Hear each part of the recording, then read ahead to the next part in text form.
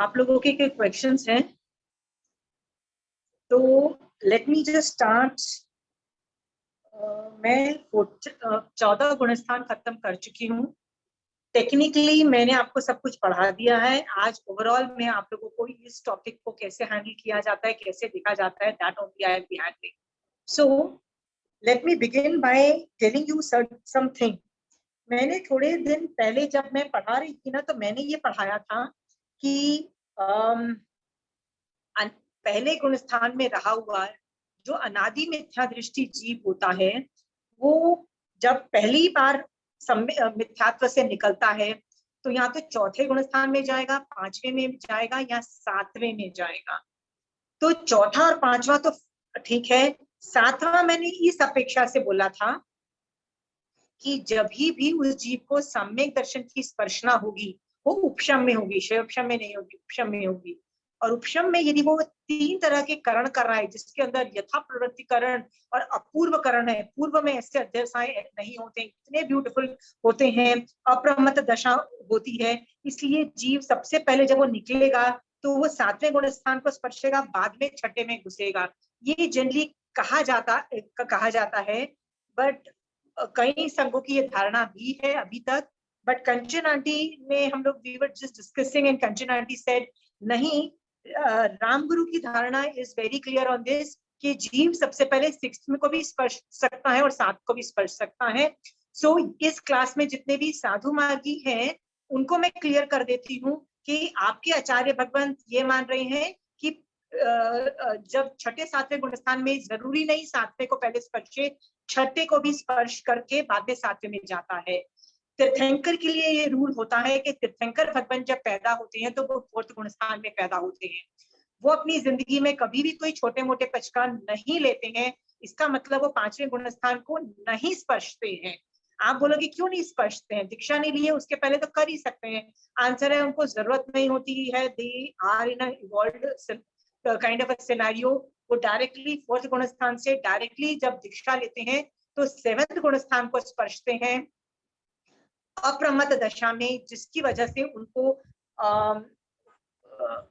मन पर्यज्ञान उत्पन्न हो जाता है वो अप्रमत्त दशा के अंदर। ओके, सो ये सरस्वती जी मेरा पहले मैं जो क्लैरिफिकेशन दे रही हूँ ना, I let me finish, I come back to you. Okay, तो तीर्थंकर के लिए ये रूल होता है कि वो पैदा जब होते हैं फोर्थ में ही पैदा होते हैं, आगे चल के जब, और वो कभी भी फिफ्थ में नहीं जाते, मतलब वो व्रतधारी श्रावक कभी नहीं बनते हैं। तो मैंने ऐसी कंचन आंटी को बोल दिया यदि ले लेते तो क्या फर्क पड़ता, तीर्थंकर यदि थोड़े व्रत पचखान अपनी जिंदगी में ले लेंगे तो क्या प्रॉब्लम होगी।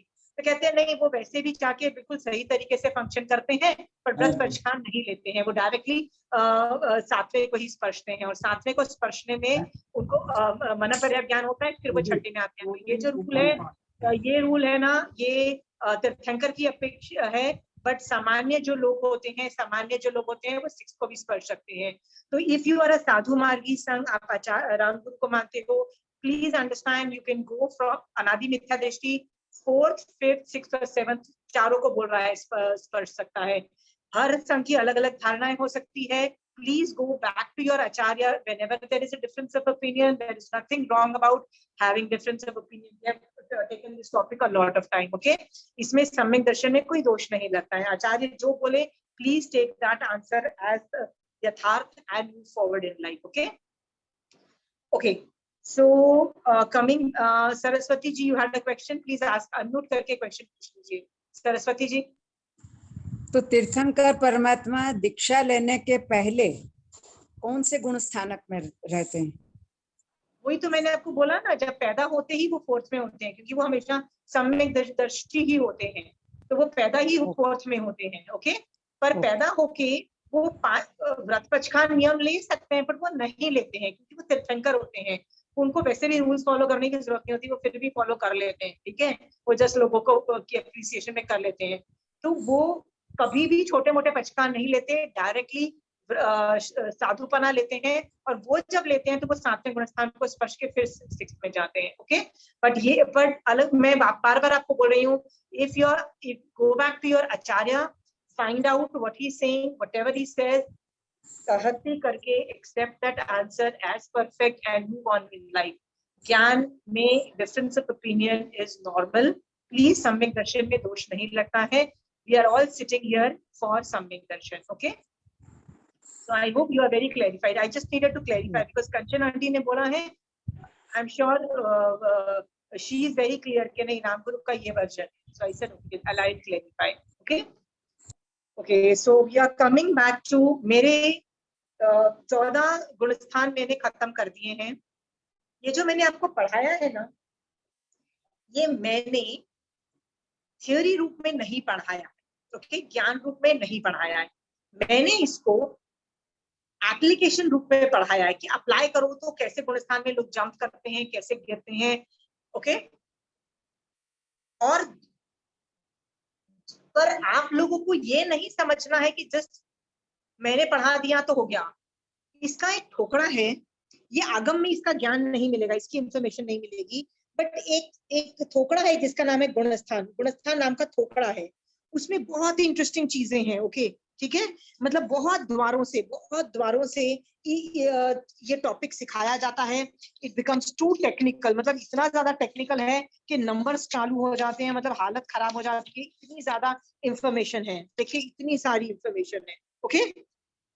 मैंने आपको ना के बराबर इंफॉर्मेशन यहाँ पे दी है, मतलब सिर्फ थोड़ी सी इंफॉर्मेशन दी है। मैंने सिर्फ उतनी ही इंफॉर्मेशन दी है जो आपको बेसिक 14 गुणस्थान आ जाते हैं, आप उनको अप्लाई करना चालू कर देते हो।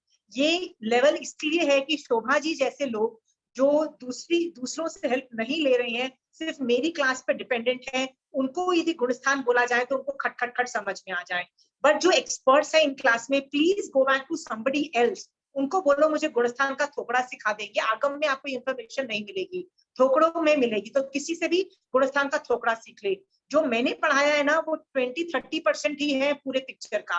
30% क्यों उतना पढ़ाया है? क्योंकि मैं इतना ही हजम कर सकती हूँ, क्योंकि मेरा फोटे क्या है, एनालिसिस का है। मेरा सम्यक दर्शन का मैंने जितने भी मेरी तरफ से दे सकती थी दे दिए सम्यक दर्शन के एंगल से, और मैंने जितना श्रावक चारित्र के लिए जरूरत है, श्रावक चारित्र का मतलब ये है आपको आगे बढ़ने के लिए, धर्म में मोक्ष मार्ग में आगे बढ़ने के लिए, जैसे ज्ञान से ज्यादा सम्यक दर्शन पे वर्क करना है, मोहनीय कर्म को हिलाना है, मोहनीय कर्म की चिंता करनी है, टेंशन करनी है कि भैया मेरे को वैराग्य क्यों नहीं आ रहा है, मेरा मैं क्यों संसार में फंसी हुई हूँ, इतना ज्यादा क्यों लिप्त हूँ। ये सब एनालिसिस आपको करना है, आपको करते करते आप आगे बढ़ोगे। क्योंकि ऐसा भी देखा गया है कि 20-20, 30-30 साल तक आप क्या कर रहे हो, 4-4 समायिक कर रहे हो, 40 साल के बाद भी समायिक कर रहे हो, 40 साल। आपका ग्राफ ऊपर क्यों नहीं जा रहा? यदि ग्राफ ऊपर नहीं जा रहा है ना, means somewhere something is wrong. क्योंकि सम्यक दर्शन सहित जो साधना करता है उसका ग्राफ बहुत मतलब इस तरह से ग्राफ जाता है, ओके। आप आनंद श्रावक का ग्राफ देख लो, कुछ भी नहीं थे, सम्यक दर्शन की स्पर्शना हुई, श्रावकपना पाला, इतना आगे बढ़ते बढ़ते कहाँ तक पहुंच गए, ओके, के संथारा भी आ गया, वो तक पहुंच गए। तो यदि आपको सम्यक दर्शन सहित आप श्रावक चारित्र पढ़ रहे हो, ग्राफ एकदम ऐसा जाएगा आपका, वर्टिकल, मतलब ऑलमोस्ट 45 डिग्री प्लस एंगल पे जाना चाहिए। यदि देखो छोटे फ्लक्चुएशंस हो सकते हैं, मैं 2-3 महीने, 1-6 महीने धर्म ध्यान कम करूं, ये समझ में आता है, कुछ बिजी हो गए, कुछ शादियां आ जाती हैं, बीमारियां आ जाती हैं, कोई वेदनीय कर्म, कोई ना कोई कर्म होने की वजह से थोड़ा डिप होना ठीक है। बट 5 साल 10 साल की अपेक्षा आप देखोगे ना तो ग्राफ में बहुत चेंजेस आने चाहिए। यदि 20-30 साल के बाद भी यदि आपकी साधना सेम है, फ्लैट लाइन है, मतलब सीधी चल रही है, इसका मतलब सम्यक दर्शन डेफिनेटली नहीं है, ये समझ जाओ आप लोग, ठीक है। यू कैन क्वेश्चन योरसेल्फ कि क्यों नहीं है। मैं पहले भी वही कर रही थी, 40 साल के बाद भी वही कर रही हूँ, यदि मेरे में कोई डिफरेंस नहीं आया तो जो मैं कर रही हूँ उसने किया क्या मेरे साथ, right. Question all these things. So मैंने जो आपको पढ़ाया है सिर्फ गुणस्थान थोपड़े का 20-30% पढ़ाया है, जितना मैं एब्सॉर्ब कर सकती थी, मैं अप्लाई कर सकती थी, मैं सम्यक दर्शन के एंगल दे सकती थी। प्लीज जो इंटेलिजेंट लोग हैं, जो थियोरी में जिनको बहुत इंटरेस्ट है, किसी भी के पास जाके गुणस्थान का थोपड़ा सीख लोगे, it is amazing, it is a lot of fun, ठीक है। मैं जब पढ़ाती हूँ ना तो मेरे पढ़ाने में ना एक और चीज बहुत इंपॉर्टेंट होती है, वो है कि मैं हर चीज व्यवहार में और निश्चय से पढ़ाती हूँ। आपने देखा होगा मैंने जब 9 तत्व भी पढ़ाए, सब व्यवहार में निश्चय से पढ़ाए, ठीक है। सो मेरा तो आज मैं गुणस्थान की अपेक्षा व्यवहार और निश्चय पे भी कुछ बोलना चाहती। ओके, महावीर स्वामी भगवान का सारा ज्ञान जो था ना अनेकांतवाद से दिया गया था, प्रेजेंटेशन था, ठीक है, वो हमको आगम में रिकॉर्डेड है। जब हम पढ़ते हैं ना ज्ञान, तो ये कहा जाता है कि प्लीज किसी से पढ़ो, किसी के साथ पढ़ो या किसी से हेल्प लेके पढ़ो। ओके, यानी किसी की गाइडेंस में पढ़ो। वो क्यों गाइडेंस बोला जाता है कि वो आपको किस एंगल से भगवान ने बोला, किस अपेक्षा से बोला भगवान ने, वो आपको बताते चले जाएंगे। ओके, तो वो गाइडेंस की वजह से हमको किसी से हेल्प लेके हमको आगे पढ़ते रहना चाहिए। सो वही क्रम मैं भी यूज करती हूँ जब मैं आप लोगों को 9 तत्व पढ़ा रही हूँ। आपको याद होगा मैंने जब जीव तत्व चालू किया था तो व्यवहार निश्चय से चालू किया था ना। हाँ, फिर मैंने व्यवहार नहीं से पढ़ाया, तो हर तत्व में व्यवहार ने निश्चय से पढ़ा रही। ओके, जनरली लोग ऐसे नहीं पढ़ाते हैं। आप देखो, आप किसी से भी उपाश्रय में जाओगे, बोलोगे मुझे पढ़ाओ, वो व्यवहार ने निश्चय से नहीं पढ़ाते हैं। मैं इसलिए पढ़ाती हूँ क्योंकि आगम में महावीर स्वामी भगवान ने ऐसा पढ़ाया है। महावीर स्वामी भगवान ने तो उससे भी अनंत गुना ज्यादा अनुयोगों से पढ़ाया है, बट मेरी कैपेसिटी नहीं कि मैं इतने सारे अनुयोग के साथ, आजकल इतने अनुयोग यूज भी नहीं होते हैं, अनेक नए का मतलब जो बेसिक यूज होते हैं, तो नए में भी 2 व्यवहार और निश्चय से यूज होते हैं और वो पढ़ाया जाता है। जनरली लोग नहीं पढ़ाते हैं, लोग पढ़ा देते हैं थ्योरी, खुद समझ जाओ, बट मैं व्यवहार ने निश्चय इसलिए पढ़ाती हूँ क्योंकि अनेकांतवाद से ये नहीं पढ़ाया जाएगा तो धर्म समझ में नहीं आएगा। आपने देखा होगा उपाध्याय भगवंत का जब जब जब नवकार मंत्र में हम उपाध्याय भगवंत का पद कर रहे थे, उपाध्याय भगवंत क्या करते हैं, वो टीचर्स होते हैं, they are basically teachers in that field. Okay, आगम को पढ़ाने वाले, दे आर एक्सपर्ट, वो इतने एक्सपर्ट होते हैं कि उनको सामने वाले के अंदर सम्यक दर्शन जगाने की कैपेसिटी होती है। सामने वाला नहीं भी हाथ पैर मारे ना, तो उनमें इतनी कैपेसिटी होती है कि वो जगा देते हैं, दिखते हुए प्राणी को स्थिर कर देते हैं, क्योंकि उनमें अनेकांतवाद का एक्सपर्टीज होता है और वो अनेकांतवाद से पढ़ाते हैं। ओके, सो मैं भी उसी ट्रेंड को जारी रखते हुए अनेकांतवाद को बहुत इंपॉर्टेंस देके मैंने पहले दिन से जब भी कुछ पढ़ाया है, व्यवहार से पढ़ाया है, निश्चय से हर चीज को पढ़ाया है। ओके, तो मैं गुणस्थान को क्यों छोड़ दूं, उसको मैं क्यों व्यवहार निश्चय से नहीं पढ़ाऊं, मैं वो भी पढ़ाने वाली हूँ अभी आज की क्लास में। पढ़ाने से पहले मैं पूछना चाहती हूँ उन लोगों से कि क्या आपको सचमुच पता है कि जब मैं व्यवहार नहीं बोलती हूँ, निश्चय नहीं बोलती हूँ, आपको समझ भी आ रहा होता है कि मैं बोल क्या रही हूँ। मैं इसके लिए ना शोभा जी या उन लोगों को पूछना चाहती हूँ जो एक्सपर्ट्स नहीं है। Okay, Shobha ji, when I से व्यवहार नहीं, व्हेन आई से निश्चय नहीं, आपको समझ में आ रहा होता है कि मैं कुछ भी बोल रही हूँ कि कुछ भी फिट करती हूँ? बताओ उसका मतलब, दोनों में डिफरेंशिएशन क्या है? व्यवहार नय और निश्चय नय का, व्यवहार नय का मतलब होता है डूइंग बाय चारित्र, knowing by like understand by doing something. Understand by doing something. Okay, and निश्चय is by your soul and heart, मतलब एकदम मन से।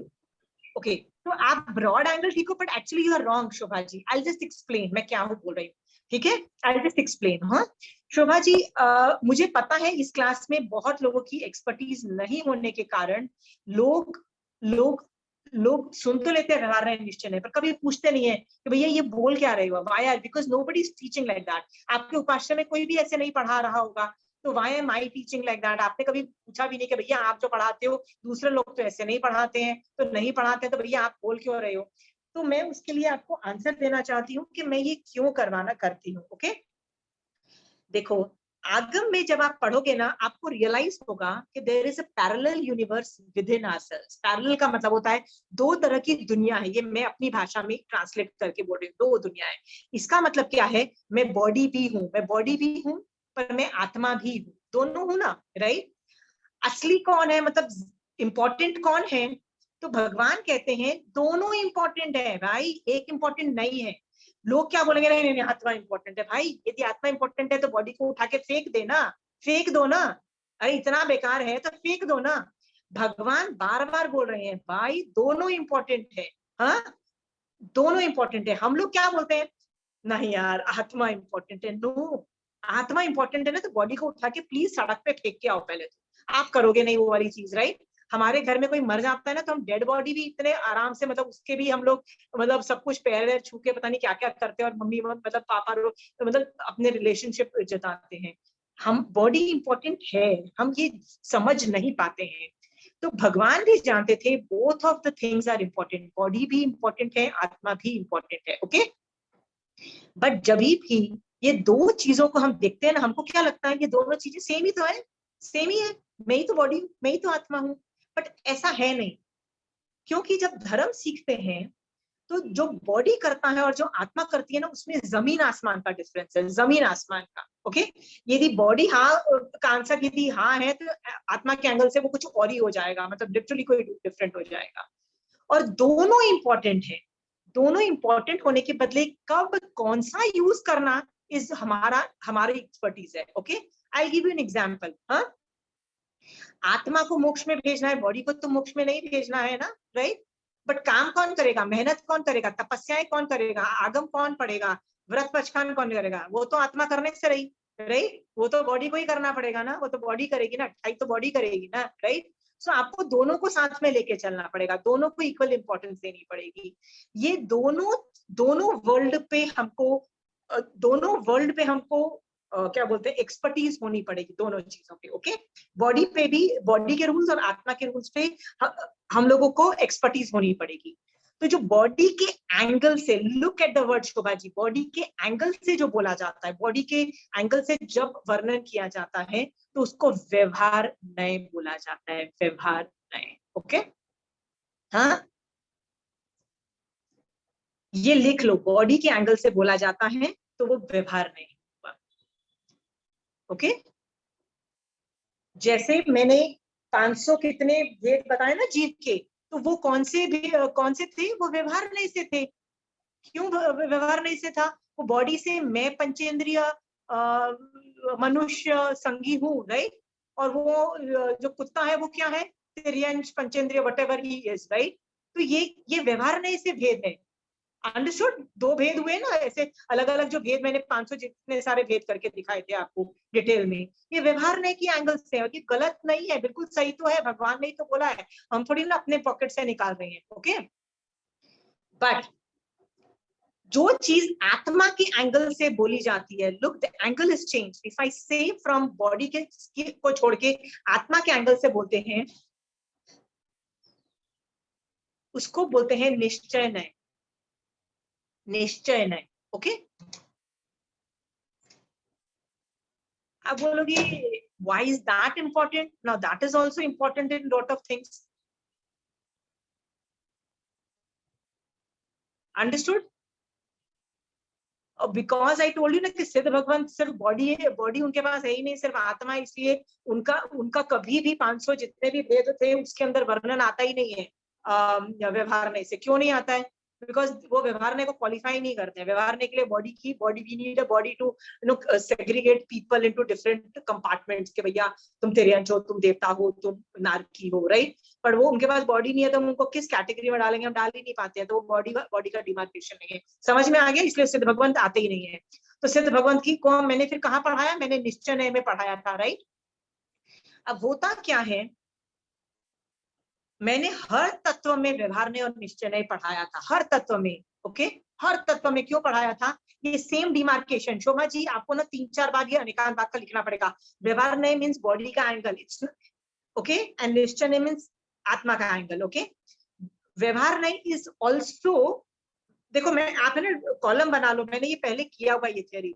व्यवहार नहीं का और मैटर देती हूँ। ब्रॉड एंगल जब बोलते हैं ना, ब्रॉड एंगल, उसको व्यवहार नहीं एक्सेप्ट कर लिया जाता है। निश्चय नय is more related to exactly क्या हुआ, एग्जैक्टली क्या हुआ। It's not a rough around estimation. व्यवहार में कभी कभी रफ अराउंड एस्टिमेशन आ जाती है, लिया जाता है, it will accepted, okay, will accept you, but निश्चय नय will not accept. Answer change हो जाते हैं, ओके। तो निश्चय नय से जीव के कितने भेद है? निश्चय नय मतलब आत्मा का एंगल, आत्मा का एंगल से तो कोई भी जीव में भेद ही नहीं है ना, ओके। कोई भी जीव, सभी जीव की आत्मा तो ऑलमोस्ट सेम है, जेरोक्स कॉपी है। अभवी जीव की भी आत्मा सेम है, तो उस एंगल से जीव का कोई भेद नहीं है निश्चय नय से। अंडरस्टूड? इसीलिए ठाणांग सूत्र की फर्स्ट लाइन क्या है? जीव एक है। पहले बोलते हो जीव के इतने भेद हैं, फिर बोलते हो जीव के एक भेद है, जीव का भेद ही नहीं है, मतलब जीव एक है। What are you saying? तो वहां पे निश्चय से बोला गया है। तो आगम में भी कहाँ पे निश्चय से बोला है, कहाँ व्यवहार में से बोला है, इस ये चीज ऐसे ब्रैकेट में आगम में नहीं लिखी जाएगी कि व्यवहार में है कि निश्चय में है, पर पढ़ाया जाता है ना, तो इस तरह से पढ़ाया जाता है। Okay, understood? बिकॉज जितनी ज्यादा एंगल से मैं पढ़ाऊंगी उतना ज्यादा क्लेरिफिकेशन होगा। जैसे समायक करते हो आप, मैं आपसे पूछती हूँ आपने कितनी समायक की, आप मुझे बोलते हो आज मैंने 4 समायक की। तो व्यवहार दृष्टि से बिल्कुल ठीक बोल रहे हो आप, आपने 4 समायक की, क्योंकि 4 into 48 मिनट्स की एक समायक, ऐसे मल्टीपल टाइम्स आपने 4 बार पच की, तो आप लोग की 4 समायक हो गई। व्यवहार नहीं से आप बिल्कुल सही बोल रहे हो। मेरा सवाल है निश्चय नय से कितनी समायक हुई? ओके, कितनी देर इन 4 समायक में आप समभावों में थे? समभाव में थे मतलब राग और द्वेष नहीं किया आपने। ओके, तो कभी कभी होता है ना समायक में भी कषाय भड़क जाते हैं ना, समायक गुस्सा आ जाता है, बहुत कुछ हो जाता है, मान आ जाता है, लोभ आ जाता है, राइट? तो ये सब चीजें भी मॉनिटर की जाती हैं। दोनों चीजें आपको मॉनिटर करनी पड़ेगी। हर चीज जिसका व्यवहार नहीं है उसका निश्चय नय एग्जिस्ट करता है, जिसका निश्चय नय है उसका व्यवहार नय एग्जिस्ट करता है। Are we clear there? ऐसा हो नहीं सकता कि इस चीज का व्यवहार नहीं है तो उसका निश्चय नय नहीं होगा, नहीं, ऐसा हो ही नहीं सकता, नॉट पॉसिबल। हर चीज का जिसका व्यवहार नहीं है उसका निश्चय नहीं होगा, और जिसका निश्चय नहीं है व्यवहार नहीं होगा, ये रूल है। ओके, आगम में जब पढ़ाया जाता है कोई भी एक नए से बोला जाएगा। क्यों एक नए से बोला जाएगा? How can I speak when I am talking? मैं एक ही बार में 2 एंगल से कैसे बोल सकती हूँ? यदि मैं शरीर का बोल रही हूँ तो शरीर का बोल रही हूँ, ओके, व्यवहार नए से बोल रही हूँ।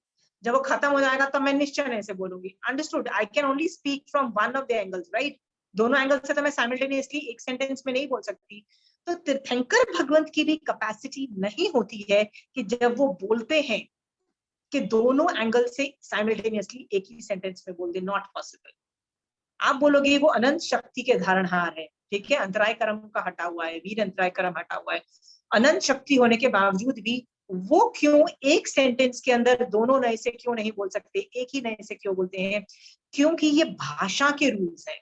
भाषा जब बोली जाती है, whenever you communicate, you can only speak from one नए at a time and that the other नए will come later. ओके, इसीलिए भगवान ने कहीं जगह पे व्यवहार नय से, कहीं जगह पे निश्चय नय से वर्णन किया है। आपको दोनों आना पड़ेगा, दोनों, you have to know both of them. Okay, पहले आपको जब दोनों आ जाएगा ना, उसके बाद आपको खुद को पता लग जाएगा कि मुझे व्यवहार नय यूज करना है कि निश्चय नय यूज करना है। कई लोगों को क्लास में मैं क्या बोलती हूँ, कई लोगों को I am very nice, no no no, आप जितना कर रहे हो बहुत अच्छा कर रहे हो। शोभा जी को आई एम लाइक, नहीं नहीं शोभा जी आप इतना कर रहे हो, बहुत अच्छा कर रहे हो, very good, very happy, why am I so nice to her? I am expecting कि वो व्यवहार नय में कंसिस्टेंट रहे। ओके, बिकॉज आई नो व्यवहार नय करते करते निश्चय नय में she will reach a matter of time. Okay, but there are people in the class who are far better, मतलब जो पहले से इधर उधर से सीख के आए हैं, who are expert in lot of fields. बहुत लोग हैं इस क्लास में जो इधर उधर से सीख के आते हैं। आई एम नॉट, मैं आपका बार रेस करके क्या बोल रही हूँ, भैया व्यवहार नय में तो अभी निश्चय नय में क्यों नहीं ऑपरेट करते हो? ओके, वेयर इज योर निश्चय नय? मतलब अभी ठीक है, बॉडी से तो समायक कर ली, निश्चय नय से समायक हुई कि नहीं हुई है? तो आप बोलोगे यार why are you expecting so much from me? The point is I am just raising the bar, I am raising the bar. व्यवहार नय, आई एम हैप्पी, यदि आप कुछ नहीं कर रहे हो आई विल डू विद व्यवहार नय, but I'll keep raising the bar for you. Why would I keep raising the bar?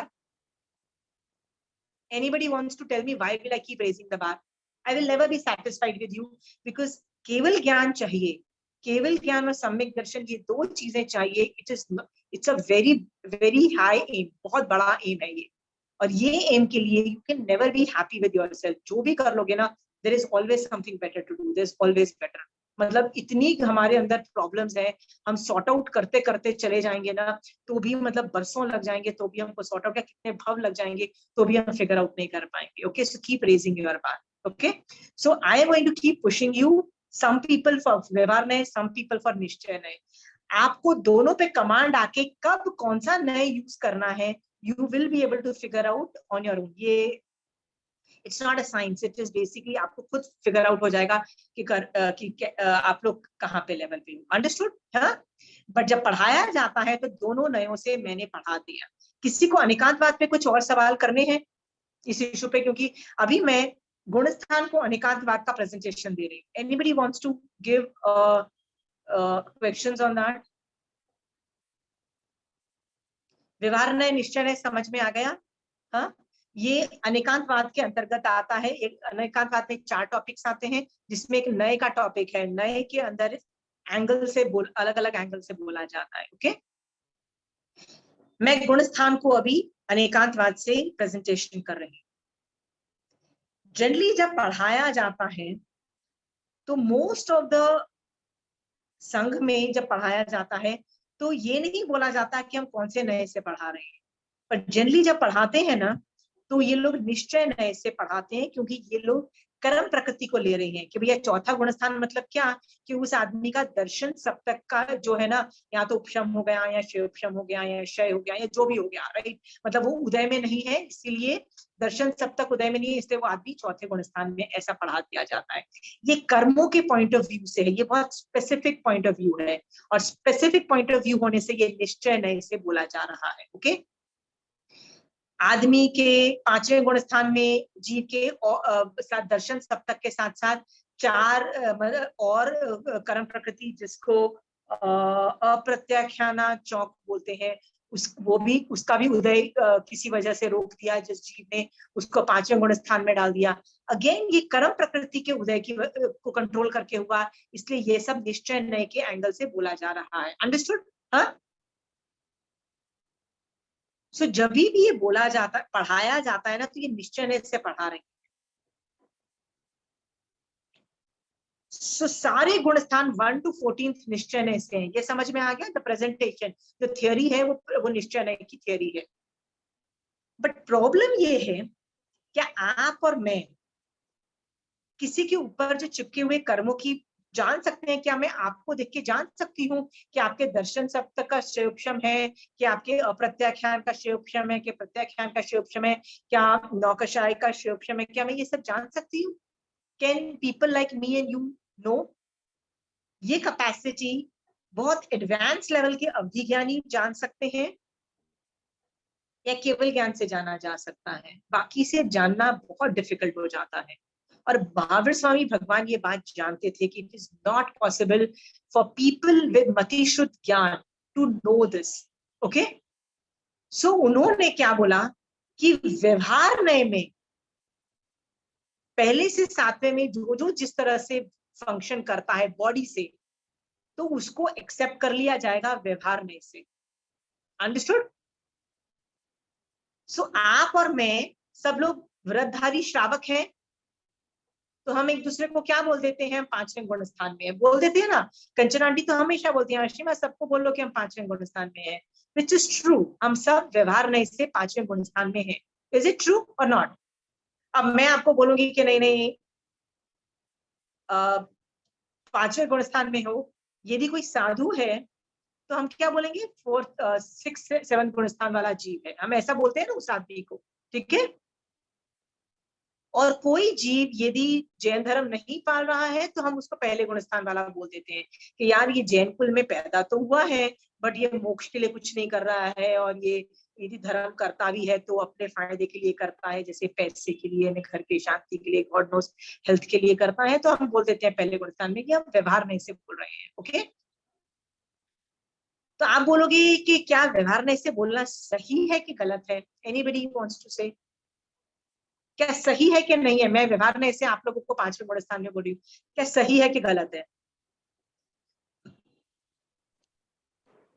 Anybody? सही है, क्योंकि निश्चय नए से हम जान नहीं सकते. Very good. Chanchal ji, you are not supposed to answer in this class.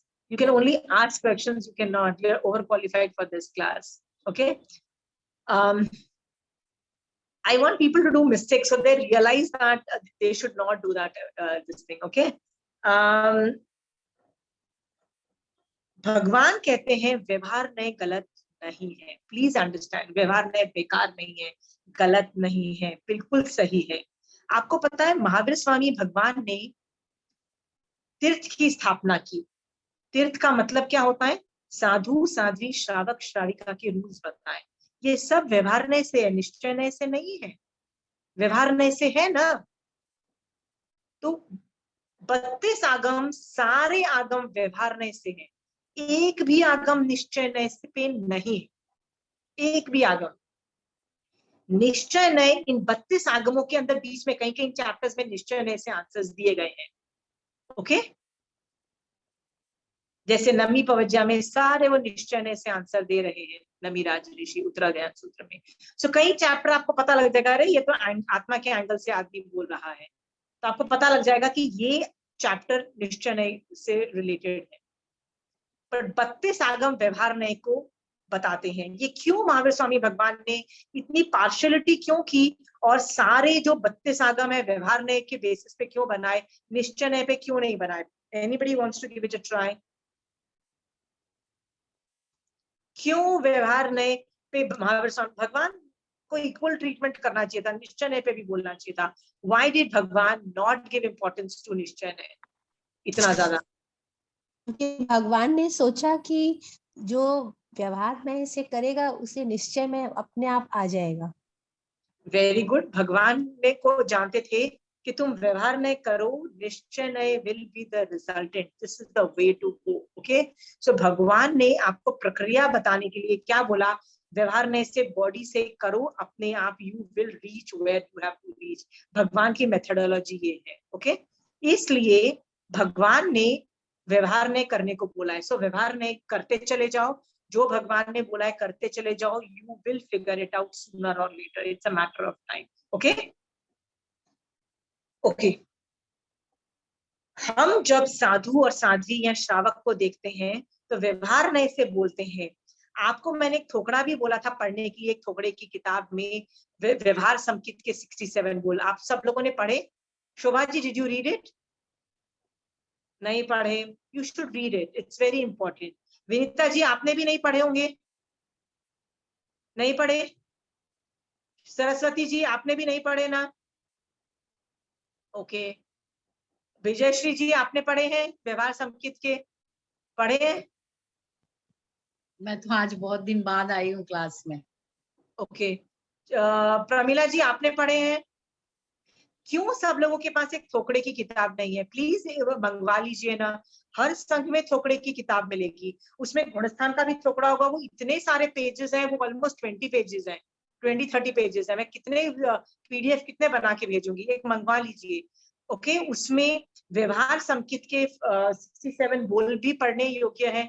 देखो, भगवान ने उस टॉपिक का नाम ही लिखा है व्यवहार संकित। क्यों व्यवहार संकित लिखा है? क्योंकि निश्चय संकित नॉट पॉसिबल भाई, तुम नहीं समझ, हैंडल नहीं कर पाओगे। ओके, तो व्यवहार संकित के वो 67 बोल है। तो गुणस्थान भी जो है, ये हम लोग जब आपस में बात करते हैं, व्यवहार में इससे बात करते हैं, बट याद रखना, कह देना कि मैं 5वें गुणस्थान में हूं इज नॉट गुड इनफ। आप अपनी आत्म साक्षी से पूछो, क्या मैं निश्चित दृष्टि से भी 5वें गुणस्थान में हूँ?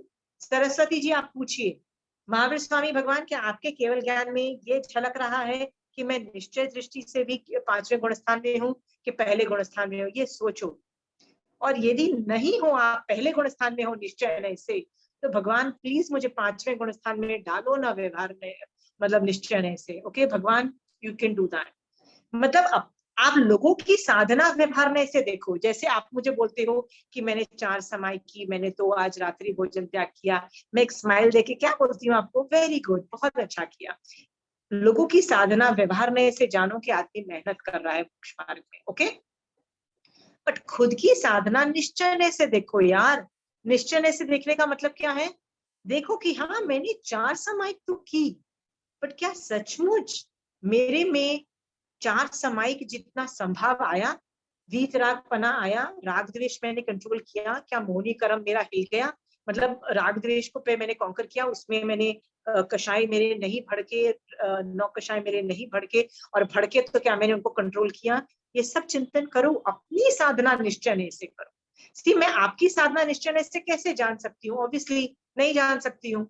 मैं तो आपको जज करूंगी तो व्यवहार में से बॉडी से ही जानूंगी ना कि यार ये आदमी रोज सुबह उठ के ना देशावदासिक पचकान मतलब 14 नियम लेता है, ये आदमी रोज रात्रि भोजन त्याग करता है, ये छोटे मोटे व्रत पचकान लेता है, ये आदमी समाय करता है, ये महाराज के पास जाता है, उनसे व्याख्यान सुन के अपनी लाइफ में अप्लाई करने की सोचता है। तो मैं व्यवहार दृष्टि से आपको एक्सेप्ट कर लूंगी, ओके। बट अपनी साधना raise the bar and ask निश्चय से 5वें में हो कि पहले में हो, यू कैन जज योरसेल्फ, ओके। मैं आपको इसका एग्जाम्पल देती हूँ जिससे आपको समझ में आएगा क्या होता है, ओके। एक एग्जाम्पल के तौर पे आपको ये दोनों चीजें क्लैरिफाई की। एक अभवी जीव की स्टोरी आती है। अंगाल मर्दन आचार्य नाम का एक आचार्य था जिसके 500 शिष्य थे। अंगाल मर्दन आचार्य अभवी जीव था, इसका मतलब वो पहले गुणस्थान में था निश्चय से, या आगम बोल रहा है, ओके। अचानक एक बार श्रेणिक राजा का बेटा जो अभय कुमार था, ही सपोज टू बी उत्पातिक बुद्धि वाला सुपर इंटेलिजेंट मतलब पर्सन, सम्यक दृष्टि भी था, अमेजिंग पोटेंशियल था। वो मंत्री होने से सारा कंट्री का जो ऑपरेशन था वो ही देखता था, राजा नहीं देखता था, ही वाज ओनली द मंत्री, मेन मंत्री वही था। अचानक एक दिन उसको सपना आया कि मेरे कंट्री के अंदर एक गीदड़ और 500 शेर मेरे कंट्री में आए हैं। उसने ऐसे देखा 500 शेर और एक गीदड़ आया है, तो बड़ा खुश हुआ कि 500 शेर, बट व्हाई गीदड़? गीदड़ उनका हेड क्यों है? अचानक सुबह उठा तो वो होते हैं ना सब मैसेंजर्स कम एंड गिव के कंट्री में क्या हो रहा है, तो उसको अचानक आके बोलते हैं कि आज सुबह सुबह अंगाल मर्दन आचार्य और उसके 500 शिष्य पधारे हैं हमारी कंट्री में। तो वो बोलता है 500 और 1, ये सपना भी नंबर्स मैच करते हैं, राइट? इज दैट पॉसिबल कि जो मैंने सपना देखा इज मैचिंग दिस इवेंट? तो कहते हैं बट इन द सपना आई सॉ गीदड़, why is the whole thing saying गीदड़? तो कहता है जरूर हो ना हो कुछ गड़बड़ लगती है। देखो वो उत्पातिक बुद्धि वाला था इसलिए वो ये सब कर पाता था। तो उसको डाउट हुआ कि मेरे को लग रहा है कि इसके गुरु में कुछ गड़बड़ है। वो क्या करता है, अब पूरे मैंने आपको ये स्टोरी पहले बता चुकी है। वो कोयला जो होता है ना, जो कोयला वो क्रंची होता है बहुत, जो कोल COAL जो बोलते हैं, काला कलर का होता है, वो रात को उपाश्रय के पूरे बाहर ना पूरे एरिया में बिछा देता है काफी दूर तक।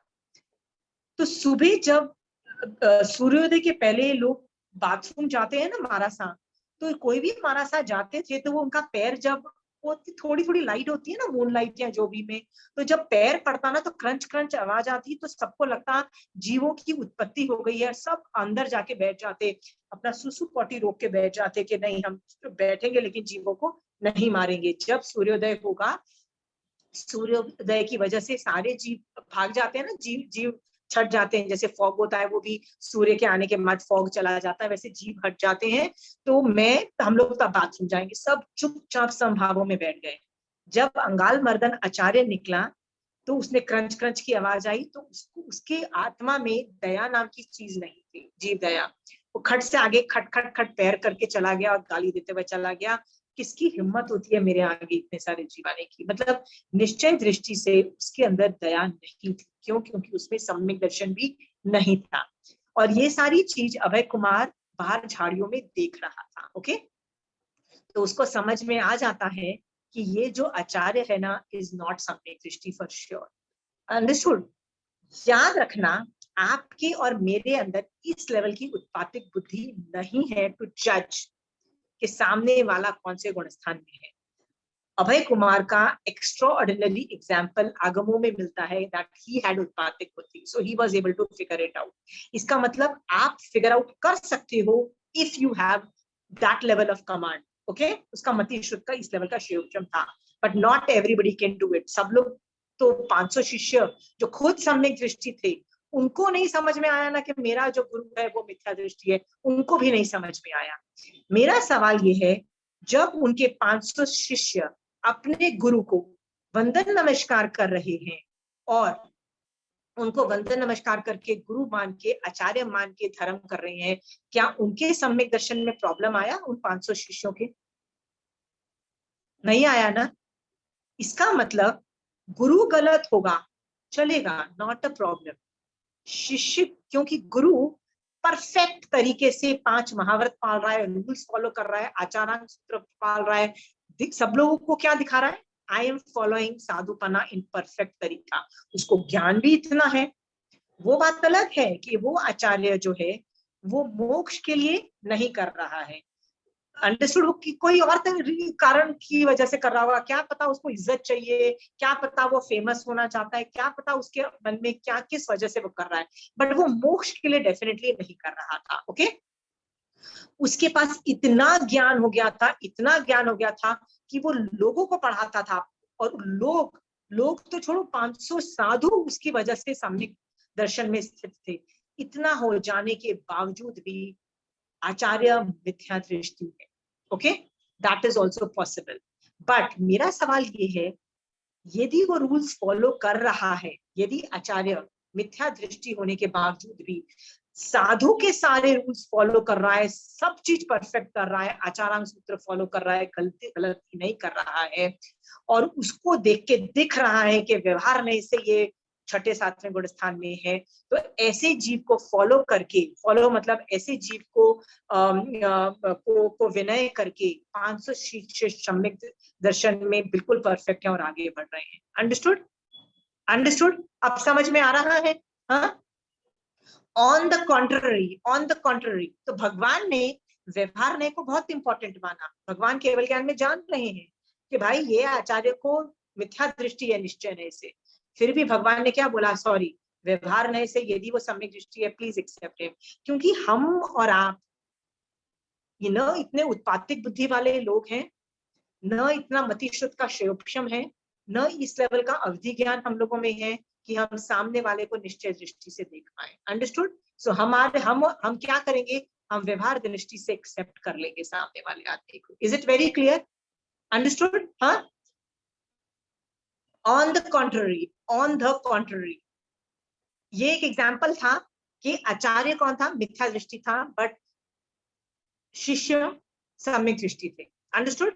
और कुछ शिष्यों को प्रॉब्लम नहीं आ रही थी, आपको भी प्रॉब्लम नहीं आएगी, even though your Acharya Bhagwant is wrong और राइट, फर्क नहीं पड़ता है। ओके, यदि वो रूल्स फॉलो कर रहे हैं, तीर्थंकर की आज्ञा को फॉलो कर रहे हैं, जो व्याख्यान दे रहे हैं, बोल रहे हैं परफेक्ट है, बॉडी से फिजिकली यदि वो 6ठे 7वें गुण स्थान को व्यवहार से क्वालिफाई कर रहे हैं, आपके सम्यक दर्शन में कोई प्रॉब्लम नहीं आएगी। प्लीज, आपकी loyalty should be to yourself and not to others. Okay, आपको अपनी आत्मा को मोक्ष पहुंचाना है ना, यू विल बी राइट। ऐसे जो आचार्य भगवंत होते हैं ना, ऐसे लोगों को दीपक सम्यक दर्शन बोला जाता है। दीपक सम्यक दर्शन का मतलब होता है जो जीव खुद मिथ्या दृष्टि, दीपक जो होता है ना, मतलब एक जो दिया होता है उसके नीचे अंधेरा होता है। कभी देखा है दीपक के नीचे अंधेरा होता है, बट वो हमेशा चारों तरफ लाइट करता है, बट उसके नीचे हमेशा अंधेरा होता है। तो वैसा ही हो, उसको दीपक सम्यक दर्शन क्यों बोला गया है? कि ऐसा जीव खुद तो मिथ्या दृष्टि है पर दूसरे लोगों को सम्यक दर्शन देता है। ये सरस्वती जी, कौन सा सम्यक दर्शन बोला जाता है उसे? दीपक सम्यक दर्शन, बट ये सिर्फ थियोरी में पढ़ाया जाता है, इसका ज्यादा एप्लीकेशन आते नहीं है, ये जस्ट थियोरी में पढ़ के रख दिया जाता है। Okay, I am just telling you कि ऐसे लोग एग्जिस्ट करते हैं, और ऐसे यदि साधु भगवंत हैं, आचार्य भगवंत हैं, श्रावक लोग हैं, उनको व्यवहार सम्यक दर्शन से हमको एक्सेप्ट करना पड़ेगा, और ऐसे करते हुए हमारे सम्यक दर्शन में कोई प्रॉब्लम नहीं आती है। You can go ahead and do this. Okay, क्योंकि निश्चय सम्यक दर्शन केवल भगवंत के ज्ञान का विषय है, तुम नहीं फिगर आउट कर पाओगे। ओके, हाँ, it is above your pay grade. I mean, literally, it is beyond you. But it requires extraordinary talents, okay, skills to figure that out. Okay. So, आप व्यवहार ने से गुणस्थान को समझना है आप. Is that very clear? हाँ? On the contrary, एक और स्टोरी बताती हूँ। महावीर स्वामी भगवान का जीव मरीचि के भव में उसने दीक्षा लिया तो क्या हुआ? वो 6-7 गुणस्थान में गया ना, तो मरीचि ने बहुत अच्छे से साधुपना पाला और 6-7 गुणस्थान में गया। आगे जाके वो उससे जब पला नहीं, वो त्रिदंडी बन गया, तो भगवान केवल ज्ञान में ऋषभदेव भगवान जान रहे हैं कि वो ऋषभदेव भगवान जिंदा है तब, और वो अपने केवल ज्ञान में क्या जान रहे हैं कि मरीचि जो है वो चारित्र से गिरा है, साधु चारित्र से गिरा है, बट सम्यक दर्शन से नहीं गिरा है। वो जान रहे हैं, केवल ज्ञान में जान रहे हैं। फिर भी क्या किया उन्होंने, मरीचि को अपने चतुर्विधि संघ से निकाल दिया, साधुपने से निकाल दिया। He is not considered a sadhu, उसको त्रिदंडी बोला गया। अभी आगम वर्ण, आगम बोल रहा है कि जहां जहां ऋषभदेव भगवान विहार करते वहां वहां मरीचि भी विहार करके चला जाता। क्यों चला जाता? क्योंकि जब एक साधु को अपने आचार्य भगवंत या तीर्थंकर भगवंत निकाल देते हैं ना, तो तीर्थंकर भगवंत उसको नहीं बोलते हैं कि ये चातुर्मास तू यहाँ कर, ये चातुर्मास तू यहाँ कर, या तू यहाँ, वो नहीं बोलते हैं। वो सिर्फ अपने संघ के लोगों को ही बोलते हैं। सो जब मरीचि को अपने संघ से निकाल दिया, नाउ ही कैन नॉट से कि अभी तुम मेरे साथ जाओ कि मेरे साथ मत जाओ। He is free to do whatever he wants to do. तो वो क्या करता है, जहां जहां ऋषभदेव भगवान का विहार होता है वो भी वहां वहां चला जाता है अपने आप। ओके। और बहुत आगे चल के, मतलब काफी टाइम के बाद, वो निश्चय से भी सम्यक दर्शन से गिरता है, मतलब वो पहले गुण स्थान में आ जाता है, ऐसे वर्णन आता है। बट बहुत पहले ही उसको उठा के चतुर्विधि संघ से निकाल दिया, उसको साधु नहीं बोला। भगवान जान रहे हैं कि उसकी आत्मा के अंदर सम्यक दर्शन है। भगवान केवल, ऋषभदेव भगवान केवल ज्ञान में जानने के बावजूद भी भगवान ने उसको 6-7 गुण स्थान में क्यों नहीं रखा? भगवान ने इसको क्यों बोला कि इसको चारित्र से गिरा, इसको पहले गुण स्थान में समझ के इसको बाहर निकाल दो? क्यों बोला? Why did भगवान not value the निश्चय सम्यक दर्शन? चौथे गुण स्थान में ही रख लेते, पर रख तो लेते अपने चतुर्विधि संघ में, पर नहीं रखा, निकाल दिया उठा के बाहर। Why? सोचना, ये 2 स्टोरीज पे सोचोगे ना तो आपको रियलाइज होगा कि अगेन तीर्थंकर भगवंत क्या बोलते हैं, निश्चय नय, निश्चय, जब हम निश्चय नय से हम लोग एक दूसरे को नहीं पहचानते, रिकॉग्नाइज ईच अदर व्यवहार नय से। ओके। और मरीचि जो कि रूल्स ब्रेक कर रहा था बॉडी से, निश्चय वो व्यवहार नय से पहले गुण स्थान में माना जाएगा। Is that very clear? Very clear. हाँ। और ऐसे करता हुआ कोई आदमी यदि मरीचि का इज्जत नहीं करता है तो that is totally well accepted. Okay. ये सब स्टोरीज को समझ के ना आप लोगों को समझ में आ जाएगा कि आप लोग आदमी के व्यवहार को पहचानो, बॉडी को भी देखो। साधु यदि रूल्स फॉलो नहीं कर रहा है, आगम बोल रहा है उसको फर्स्ट गुण स्थान मिले व्यवहार नहीं से। Understood? And you will not go wrong, you will not go wrong. अब हमको क्या पता वो साधु निश्चय दृष्टि से सम्यक दृष्टि है, पर बॉडी से भैया नहीं कर रहा तो तुम साधु बना क्यों लिया है? Very clear? हाँ। सो भगवान महावीर स्वामी भगवान हमको क्या इंस्ट्रक्शन देके गए हैं कि डेली लाइफ में व्यवहार नहीं से जो आदमी जो कुछ करता है ना, प्लीज उसको एक्सेप्ट कर लो। ओके।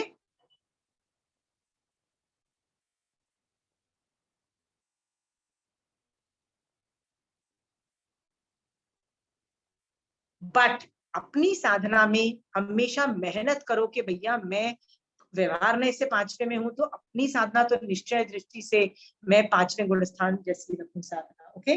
और वो करने के लिए आपको आगम पढ़ने पड़ेंगे, तीर्थंकर की आज्ञा क्या है समझनी पड़ेगी, 9 तत्व पे का डिमार्केशन करना पड़ेगा, और हमेशा पुण्य पाप और आश्रम नहीं करके संवर निर्जरा और मोक्ष को ऑपरेट करना होगा। 9 तत्व ऑपरेट करने पड़ेंगे यथा योग्य। ठीक है। I hope this concept of व्यवहार ने निश्चय नहीं इज क्लियर। हाँ। किसी को डाउट है तो प्लीज आस्क क्वेश्चंस।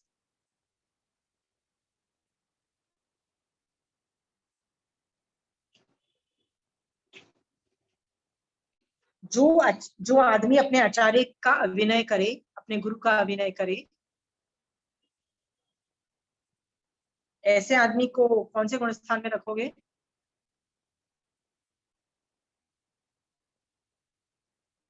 पहले में विजयश्री जी से। ओके। सो आई होप ये व्यवहार ने और निश्चय ने के फंडामेंटल्स आप समझ गए होंगे। ओके।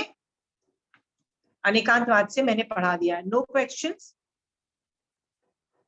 तो आज मैं कुछ ऐसे टॉपिक्स गुणस्थान के थोकड़े से उठा रही हूँ जिसपे जो आपको एक्स्ट्रा इंफॉर्मेशन देगा। जैसे पिछली क्लास में मैंने लेशिया और 4 ध्यान का मैटर आपको बताया था, ओके।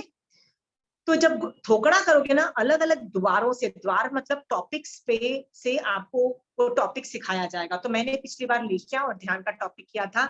आज की क्लास में भी मैं कुछ कुछ एरियाज पे पढ़ाना चाहूंगी। मैं वही पढ़ाऊंगी जिसमें एप्लीकेशन होता है और आप सम्यक दर्शन में आगे बढ़ो, ओके। मैं पूरी थियोरी नहीं पढ़ाने वाली, पूरी थियोरी के लिए आप किसी से भी पढ़ लेना, ओके। मैं इसलिए नहीं पढ़ा सकती क्योंकि मुझे भी बहुत ज्यादा कमांड नहीं है। I am also a bit average in gyan, I am average, okay okay. सारे गुण स्थान का मुख्य आरोहण में सम्यक दर्शन का बहुत बड़ा स्थान है। मतलब पहले गुण स्थान से जीव इसीलिए निकलता है कि उस आदमी को सम्यक दर्शन हो जाता है। और सम्यक दर्शन की प्राप्ति बहुत सुपर दुर्लभ है, बहुत ज्यादा दुर्लभ है, ओके। इस स्थिति, इस वजह से ये क्यों दुर्लभ है, इसके यदि कंचन आंटी से पूछ लोगे ना, तो कंचन आंटी ने बहुत पहले, ऑलमोस्ट 7-8 साल पहले उनकी क्लास में मैं बैठी हुई थी, तो 3 घंटे की क्लास आंटी ने की थी, 2-2.5-3 घंटे की, और अलग अलग तरीके से वो समझाने की कोशिश कर रही थी कि सम्यक दर्शन क्यों दुर्लभ है, जिसमें से 60-70% तो वो कैलकुलेशंस करके बता रही थी। देखो इस वजह से, ये कैलकुलेशंस की वजह से यहाँ ये हो रहा है, इसकी वजह से सम्यक दर्शन दुर्लभ है। मैं आपको उसका मॉरल ऑफ द स्टोरी बता देती हूँ। जब आंटी की वो क्लास खत्म हुई थी ना, तो मैंने आंटी को जाके पता है क्या बोला था? आंटी मुझे लगता था कि सम्यक दर्शन बहुत इजी है, कि सुदेव सुगुरु और सुधर्म का विनय करो, ओके, मोक्ष के लिए करो, कषाय और नौकषाय को मॉनिटर करो और कंट्रोल करो, राइट। मुझे लगता था भलाई सम्यक दर्शन बहुत इजी है। मैंने बोला आंटी अभी तक तो मुझे ये लगता था मेरी पढ़ाई की वजह से, बट आज आपकी 2.5 घंटे की क्लास से मुझे पता लग गया कि भैया नहीं होने वाला मेरे को सम्यक दर्शन, इतना डिफिकल्ट है, इतना डिफिकल्ट है, ओके। तो आंटी के जो नोट्स हैं, बहुत सारे मेरे पास नोट्स है कंचन आंटी के, तो मैं आपको वो उनमें से कुछ जो मॉरल ऑफ द स्टोरी बहुत हिटिंग है वो मैं आपको बता देती हूँ, सो दैट आप उनपे चिंतन करके आप भी आगे बढ़ सकते हो। एंड कंचन आंटी के नोट्स बहुत अमेजिंग होते हैं, she is really very good. And by the way, आपको यदि गुणस्थान का थोकड़ा आ गया है ना, ट्रस्ट मी, आप कंचन आंटी की क्लास में आराम से बैठ सकते हो। You are qualified, you are not in the basic, even though basics की क्लास में हो, but you can sit in aunty's class और आपको 50-60% तो हर बार समझ में आएगा। जब आंटी कर्म ग्रंथ में जाएगी वो नहीं समझ में आएगा, बाकी सब कुछ आपको समझ में आ जाएगा। तो हो सके तो आंटी की मंडेज और थर्सडेज वाली क्लासेस भगवती सूत्र की देखना चालू करो। She is too good, I am telling you, she is super super great in lot of ways, okay. यदि आप में से किसी को भी आंटी की क्लास ज्वाइन करनी है तो send me your name and phone number, एक व्हाट्सएप कर दीजिए मुझे पर्सनल अकाउंट में। I will get you added in that group, Kanchan aunty के ग्रुप में, and please कंचन आंटी की क्लास देखो। She is really too amazing, she's too amazing, okay? जो चीज डिफिकल्ट लगे, नहीं समझ में आए, मेरे को भी बहुत चीजें आंटी की नहीं समझ में आती, तो ब्रेन शट डाउन करके 10-15 मिनट बैठोगे ना, तो कोई इजी टॉपिक धीरे आता ही रहता है, कभी इजी टॉपिक आता है, कभी डिफिकल्ट आता है।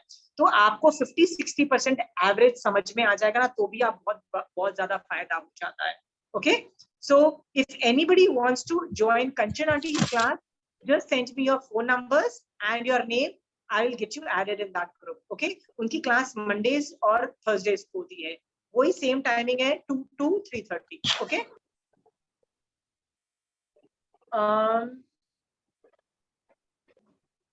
किसी को सवाल है? मुझे एक थोड़ा सा सवाल था कि क्या? वो उसके बारे में था कि ध्यान और लेशिया में मेजर क्या फर्क है? सब कुछ फर्क है, उसमें कुछ भी कॉमन नहीं है। मैं शुक्ल वर्ण की वजह से मेरी खिचड़ी बनती है, ओके। तो मैं ये आपको बार बार मैंने जानबूझ के एक ही टॉपिक दोनों में लिया, क्योंकि शुक्ल लेशिया जो है ना, लेशिया क्या होते हैं, लेशिया मेरे ऊपर कलर्स, मतलब है तो अदारिक परगना के पुद्गल ही है, पर वो कलर फॉर्म में है, वो शुभ भी हो सकती है, अशुभ भी हो सकती है। 6 है ना, 6 में से 3 शुभ अशुभ होती है। That is dependent on my क्रूरता के परिणाम।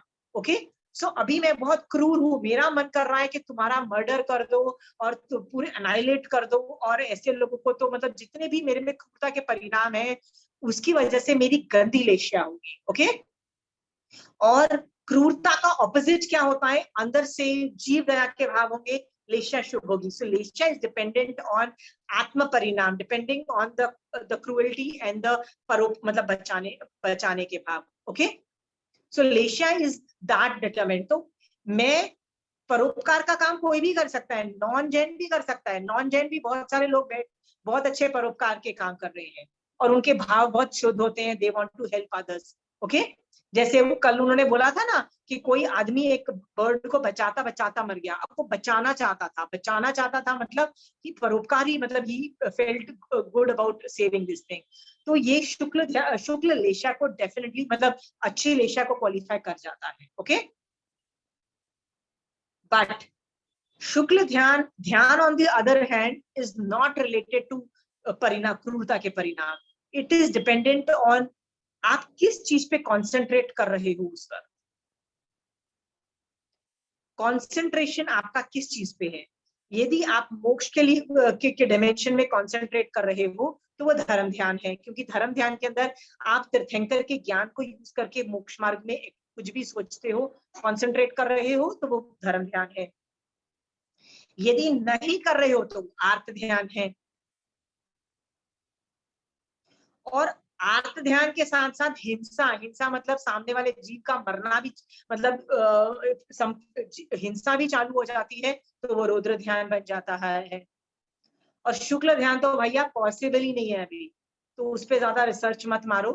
मैंने बताया ना वो 13th गुणस्थान और 14th गुणस्थान का खिचड़ी जो बनती है ना, वो शुक्ल ध्यान का 3rd पाया है योग निरोध, और 4th गुणस्थान है 14th गुणस्थान इज द 4th पाया ऑफ शुक्ल ध्यान। शुक्ल ध्यान तो पॉसिबल ही नहीं है, उसको छोड़ दो अभी। सो शुक्ल ध्यान और लेशिया में बहुत जमीन आसमान का फर्क है। तो मैंने पिछली बार बताया था ना हर गुणस्थान के अंदर कौन कौन सी लेशिया होती है, कौन कौन से गुणस्थान होता है, तो उसमें क्या प्रॉब्लम है चंचल जी? लेशिया भी भावना ही है, क्रूरता के परिणाम। और ध्यान में कंसंट्रेशन है। What are you thinking right now? Where is your उपयोग? उपयोग कहाँ है? कॉन्सेंट्रेट किस चीज पे कर रहे हो? ओके, उपयोग कहाँ है? हाँ, पर उसमें भी अपन है तो वही भावना ही है ना, क्रूरता के परिणाम भी आते तो आत्मा के उससे नहीं है। बहुत फर्क है, बहुत Okay. फर्क है। ठीक है, फॉर एग्जाम्पल जैसे एक सिंपल जिसमें ध्यान भी आए और भी आए। 5वां गुणस्थान वाली मैं हूँ, राइट? 5वें गुणस्थान वाली मैं हूँ ना अभी, राइट? सो मैं आत्म ध्यान भी कर सकती हूँ और शुक्ल लेशिया भी हो सकती है मेरी। ऑन दी ऑपोजिट मेरा धर्म ध्यान भी ऑपरेट हो सकता है और मेरा लेशिया इतनी शुभ नहीं भी हो, वो भी हो सकता है। इसीलिए लोग ये नहीं पहचानते। लोग क्या बोलते हैं कि देखो ये आदमी देखो गुस्सा करती है। कई महाराज साहब अपने व्याख्यान में इतना डांटते हैं, बोलते हैं, चिल्लाते हैं, बोलते हैं। और पता है एक महाराज साहब, आई नो समबडी, एक महाराज साहब है ज्ञान कच में, आई नो, वो literally he gets angry when people, मतलब उनका जो आंसर है ना is very comes out very rude। But पता है सबसे ज्यादा दीक्षाएं उन्हीं के थ्रू होती है, सबसे ज्यादा दीक्षाएं, क्योंकि वो सच बोल रहे हैं। वो तुम्हारी वो सच बोल रहे हैं और वो इम्पैक्टेबिलिटी वो हो रहा है। मतलब आपको क्या लगता है, देखो ना डांट रहा है, अरे डांट क्या रहा है, वो सच बोल रहा है, राइट?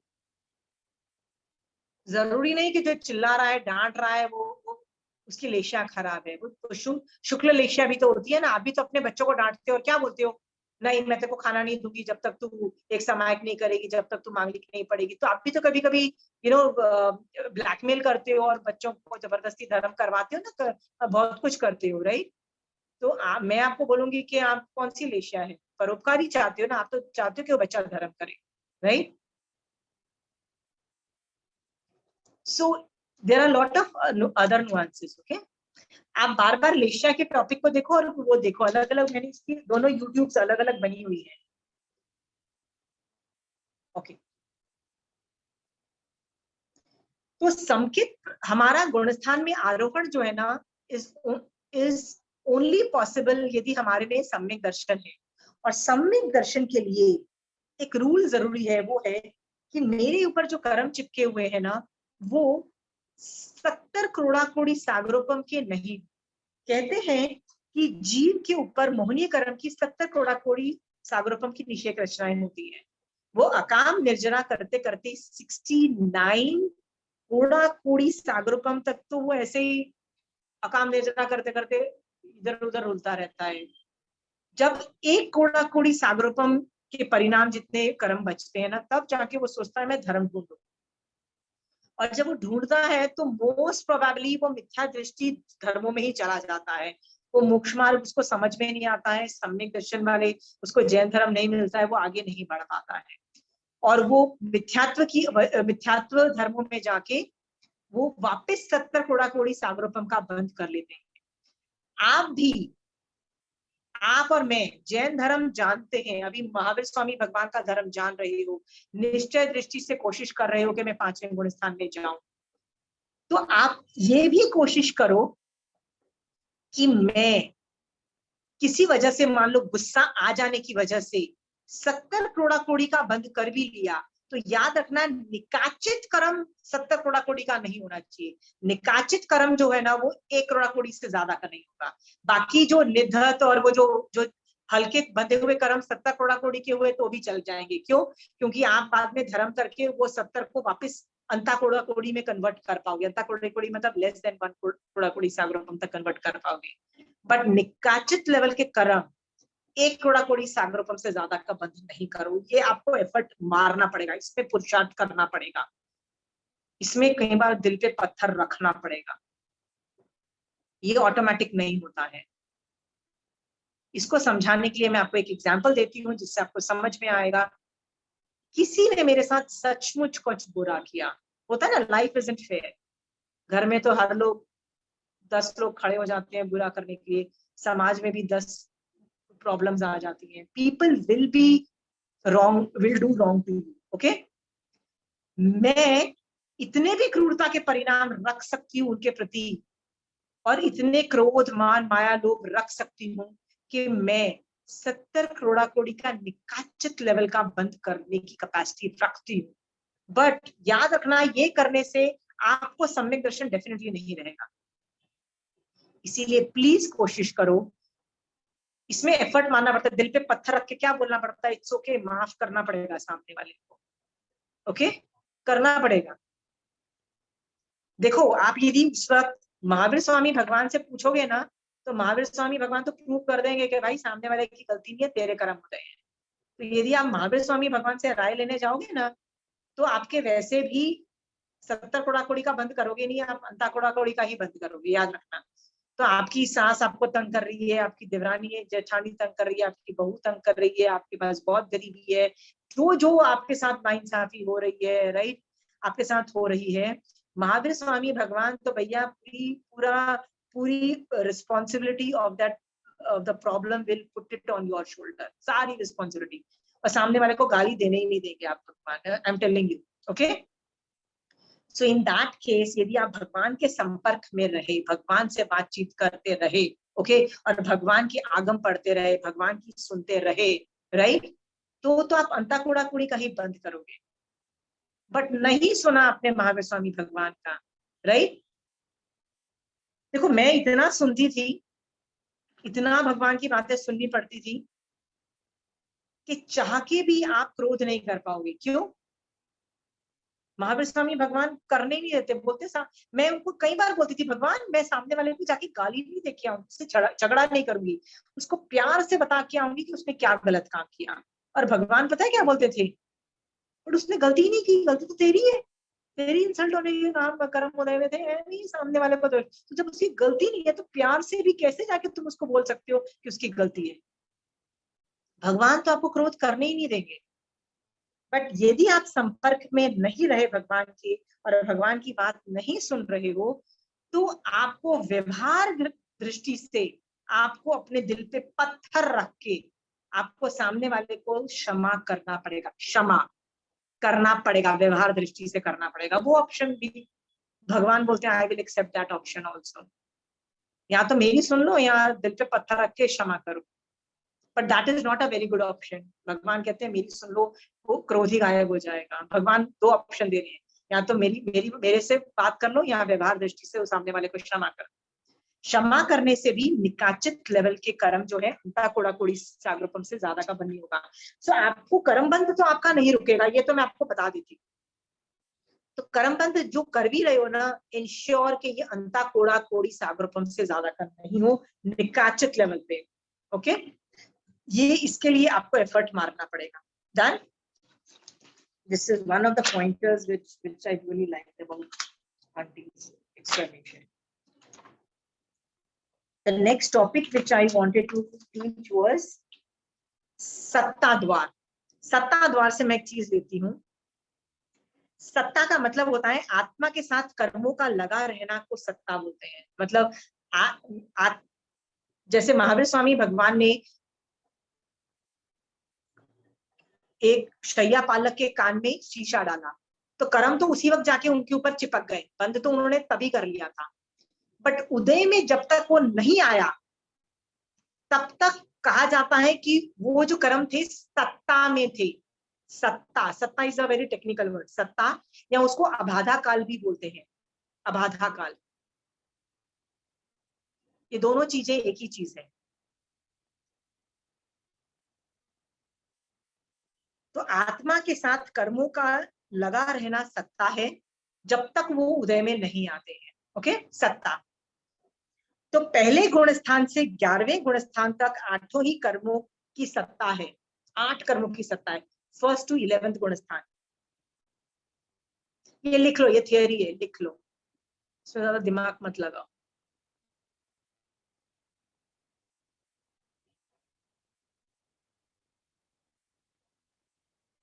ये इसलिए बोल रही हूँ कि कई बार पढ़ते पढ़ते ये ज्ञान पढ़ते पढ़ते ना कुछ चीज ट्रिगर हो जाती है। आपको दिख रहा होगा कि मैं भी तो पहले से 11वें में हूँ, मेरे ऊपर भी तो 8 कर्मों की सत्ता है। ऐसा कौन सा कर्म है जो मैं नहीं करके आई हूँ? जितने भी दुनिया में वर्स्ट काम है, जैसे मर्डर है, रेप है, तीर्थंकर भगवंत को गाली देने वाले कर्म है, या महामोहनीय कर्म का बंध है, मैं सारे कर्म करके आई हूँ, मेरे ऊपर सबकी सत्ता हो सकती है। अंडरस्टूड? ये सोच करके अपने ऊपर जो सत्ता में पड़े हुए कर्मों को हटाने की मेहनत करो बस। आप अभी क्यों इतने अच्छे दिखाई दे रहे हो? आपको कोई मर्डरर क्यों नहीं बोलता? आपको कोई घटिया आदमी क्यों नहीं बोल रहा है? इवन तो आपके ऊपर वो कर्म चिपके हुए हो सकते हैं ना, सत्ता में हो सकते हैं, अभी क्यों नहीं बोल रहा है? क्योंकि अभी उनका उदय नहीं चल रहा है, पर आत्मा पे चिपके हुए हो सकते हैं। तो उस पॉसिबिलिटी की वजह से दूसरों को जज मत करो, दूसरों को बुरा मत बोलो। तुम्हारे ऊपर भी सत्ता में भैया घटिया से घटिया कर्म हो सकते हैं। ओके, इनफैक्ट भगवान ने तो यहाँ तक बोल दिया है, ऐसा हर जीव ने हर तरीके के कर्म कर रखे हैं, हर तरीके के गलतियां कर रखी है। सोचो, महावीर स्वामी भगवान ने वो शैया पालक के कान में डाला, सोच के देखो व्हाट काइंड ऑफ कर्म वाज दैट। हम क्या बोलते हैं, अरे नहीं शीशा डाला, it was murder, it was मतलब 3rd डिग्री टॉर्चर और मर्डर, राइट? हाँ, सो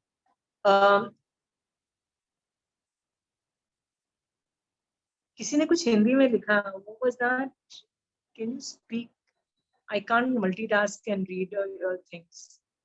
अनम्यूट करके ना बोल दीजिए, किसी ने कुछ लिखा, I don't know how to read. सम्यक दर्शन की दुर्लभता के बारे में कंचन आंटी ने और क्या बताया, ये पूछ। नहीं, जो मेरे को लग रहा है तो मैंने आपको बोल दिया, जो मेरे को हिट किया मैंने मैं पिक एंड चूज कर रही हूँ। मैं सब कुछ नहीं पढ़ा रही हूँ गुणस्थान के चैप्टर्स में से, जो मुझे हिट किया। मुझे देखो, मैं ना हर चीज इंटरवेंशन पॉइंट ऑफ व्यू से लेती हूँ। मुझे दुर्लभता से मैं टेंशन में आ जाऊं कि भाई ये इतना दुर्लभ है, मेरे को तो लगता नहीं है मेरे को होने वाला, तो मैं क्यों मेहनत करूंगी? मेरी साधना रुक जाती है। ओके, मेरे को यदि कहो ना कि यार बहुत ईजी है यार सम्यक दर्शन, तो मैं मेहनत करती रहूंगी। यदि मुझे कह दिया ना कि भैया ये बहुत दुर्लभ है, तो मैं तो मेहनत करना ही बंद कर दूंगी। ओके, सो मेरे जैसों को तो मैं वही चीज मैंने पिक किया कि जो भी मैं कर्मों का बंद करूं, मैं कर्मों का बंद मतलब मैं कषाय नौकषाय भी कर रही हूँ, ऐसा थोड़ी ना कि मैं नहीं कर रही हूँ। बट मैं मॉनिटर कर रही हूँ कि उसमें इस लेवल के राग और द्वेष नहीं हो कि वो अंता कोड़ा कोड़ी से सागर से ज्यादा का उसमें निकाचित लेवल का बंद हो। बस मेरे को ये मुझे सीखने को मिला। बाकी आप सीखते रहो कंचना आंटी से, ओके? इसलिए तो मैं बोल रही हूँ आप डायरेक्टली कंचना आंटी की क्लास ज्वाइन करो। मैं तो वही पिक एंड चूज करूंगी एप्लीकेशन लेवल पे, मैं ज्यादा चीजें पिक नहीं करती हूँ।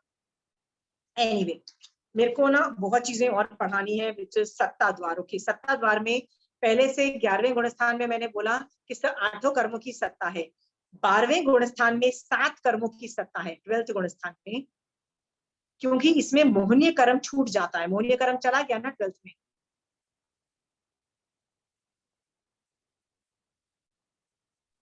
सात कर्मों की सत्ता हाँ, 7 कर्मों की सत्ता किसमें? 12th गुणस्थान में 7 कर्मों की सत्ता, और 13th और 14th गुणस्थान में 4 अघाती कर्मों की सत्ता रहती है।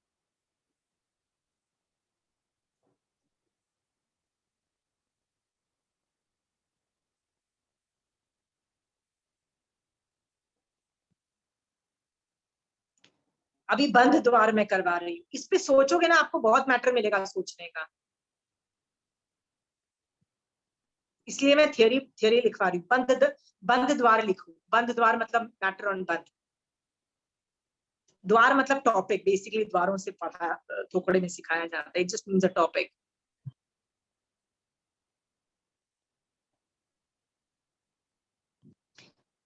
बंध द्वार में पहले लिखो, तीसरे गुणस्थान को छोड़कर 1st से लेके 7th गुणस्थान तक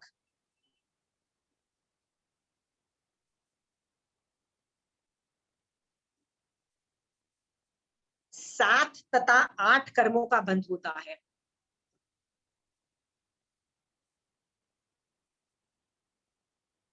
वापिस बोलेंगी आप? तीसरे गुणस्थान को छोड़ दो, पहले से 7वें गुणस्थान तक 7 तथा 8 कर्मों का बंध है। जब 7 कर्म का बंध होता है तो आयुष कर्म का बंध नहीं हो रहा होता।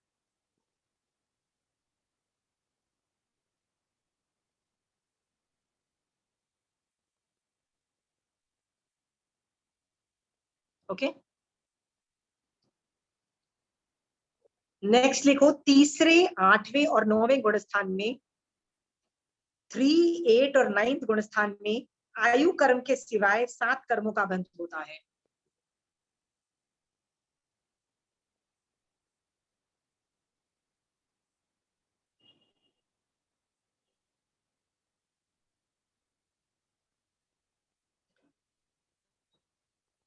क्यों तीसरे 8वें और 9वें गुणस्थान में आयु का बंध नहीं होता है, इसका लॉजिक लिखना है तो लिख लो। आयु बंध जो होता है ना, अप्रमत दशा में नहीं होता है, बंध नहीं होता है अप्रमत दशा में।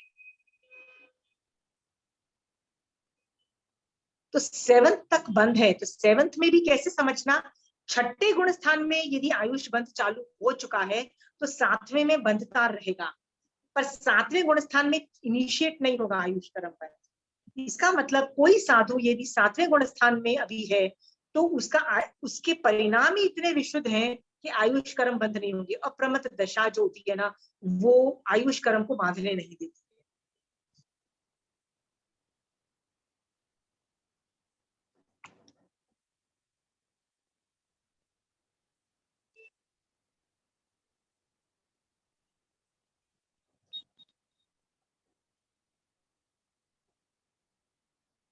आप बोलोगे क्यों नहीं बांधने देती है, इसका स्वभाव ही ऐसा है आयुष कर्म का कि अप्रमत दशा में ये बंधती नहीं है। तो बहुत ही ऊंचे परिणाम हो या बहुत ही घटिया परिणाम हो, दोनों एक्सट्रीम्स के अंदर आयुष कर्म नहीं बनता है। तो 6th गुण स्थान में यदि आयुष कर्म बनना चालू हो जाएगा 7th में बंधेगा, पर 7th में इनिशिएट नहीं होगा, पर 7th में बनता रहेगा, इसलिए आयुष कर्म का बंध माना गया है, पर 8th और 9th में नहीं माना गया है। उसके ऊपर तो वैसे भी नहीं है।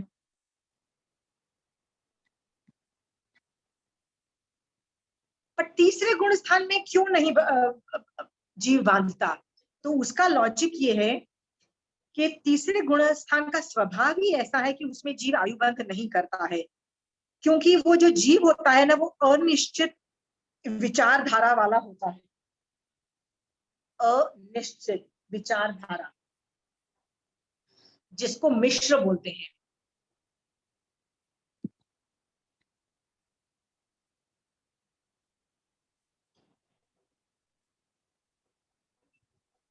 आयुष कर्म को ना जब बंधना होता है ना तो उसको ऑलमोस्ट स्टेबल एनवायरनमेंट चाहिए, स्टेबल अध्यवसाय चाहिए। थर्ड गुण स्थान वाला या तो ऊपर जाएगा या तो नीचे गिरेगा, या तो वो पहले में जाएगा या चौथे से ऊपर निकल जाएगा। वो अंतर्मुहूर्त से ज्यादा इसमें टिकेगा नहीं। इसका एग्जाम्पल मैं आपको बताती हूँ। आप लोग सब रोटी बनाने में एक्सपर्ट हो ना रोटी बनाने में। अब मैं चकला कॉन्स्टेंटली वाइब्रेट करती हूँ और आपको भी कॉन्स्टेंटली वाइब्रेट पे रखती हूँ, जैसे एरोप्लेन या हेलीकॉप्टर जो गोल गोल गोल घूम रहा है। अब मैं बोलती हूँ रोटी बेल के देखो, आप जितने भी एक्सपर्ट हो आप नहीं बना पाओगे। आप बोलोगे यार बना दूंगी यार रोटी, लेकिन चकला बेलन तो हिलना बंद करे, मैं तो हिलना बंद करूं। मतलब you need a stable environment to do certain things. आयुष कर्म के लिए यू नीड अ स्टेबल विचारधारा, मतलब कांस्टेंट विचारधारा। बट यहाँ पे या तो जीव गिर रहा होता है या ऊपर चढ़ रहा होता है, it's always in a flux, और उसको कांस्टेंट अध्यवसाय नहीं मिलने की वजह से इस गुणस्थान में बंध नहीं करता है।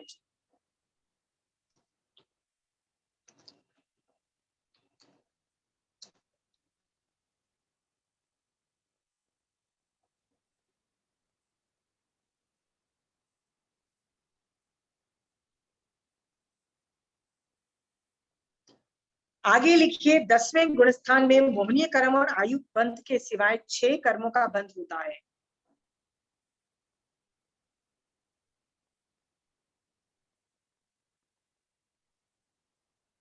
दसवें गुणस्थान में मोहनीय कर्म और आयु ये आयुष बंध नहीं हो। तो 6 कर्मों का ही बंध है, मोहनीय कर्म और आयु का बंध नहीं।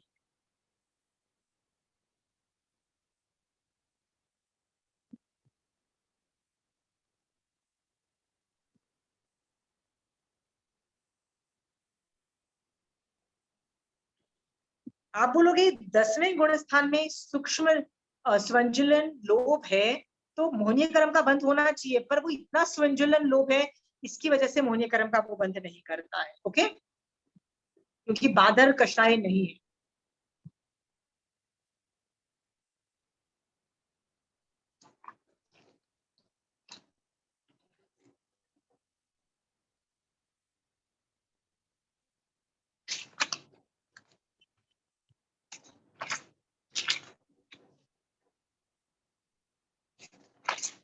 इलेवेंथ गुणस्थान ऑनवर्ड जिस आदमी के ऊपर मोहनीय कर्म नहीं है, मोहनीय कर्म में बंद के लिए चिकनाहट चाहिए होती है।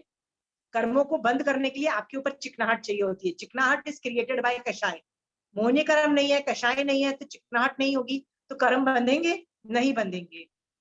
इसीलिए सिर्फ वेदनीय कर्म का बंध होता है, वो भी साता वेदनीय का ही बंध होता है।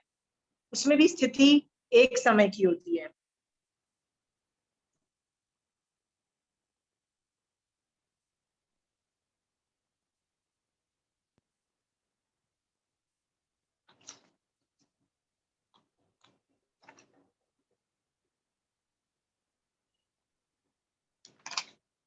फोर्टीन्थ में कुछ नहीं हो रहा होता है, 14 गुणस्थान में बंधन नहीं है। क्यों नहीं है?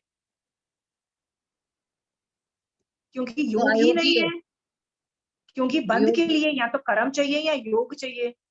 योग भी नहीं है उनके पास। योग भी 13 गुणस्थान के एंड में योग निरोध हो चुका है, इसलिए 14 में वो भी नहीं है। 12 और 13 में भी तो नहीं होगा, साता वेदनीय है क्या सिर्फ 12 13 हाँ, में? तो वो तो बंध माना जाएगा ना 12 और 13 में। हाँ, क्योंकि साता वेदनीय का प्रति समय बंध है ना। मैंने बताया ना, एक समय का बंध, एक समय का उदय और थर्ड समय का निर्जरा। ओके, तो उनका तो बंध माना है ना वेदनीय का। हाँ,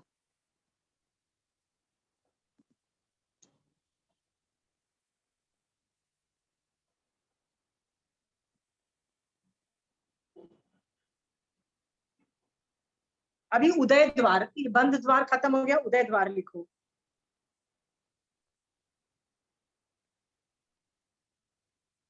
पहले से 10वें गुण स्थान तक 8 ही कर्मों का उदय रहेगा।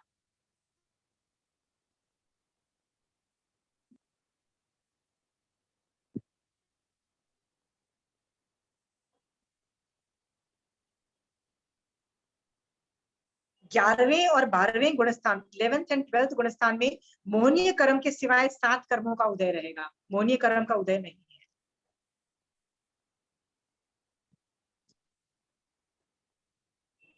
पहले से 10वें गुणस्थान तक 8 कर्म, उसके बाद हाँ, 11th और 12th गुणस्थान में 7 कर्म का उदय, मोहनीय कर्म का उदय नहीं।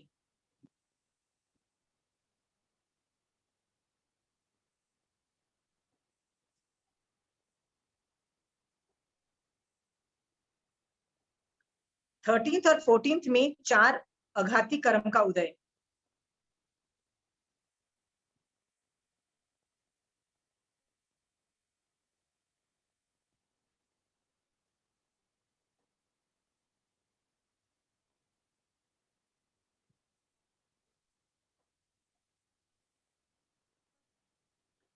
उदय में याद रखना, जो कर्म बांधे हैं वही उदय में आते हैं।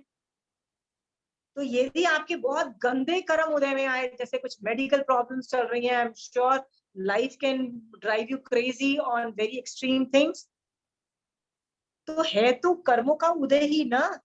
तो भगवान कहते हैं कि हाय तौबा करने से कर्मों की स्थिति घटने के बजाय बढ़ जाती है। हाय तौबा जब हम करते हैं ना, रोते पीटते हैं,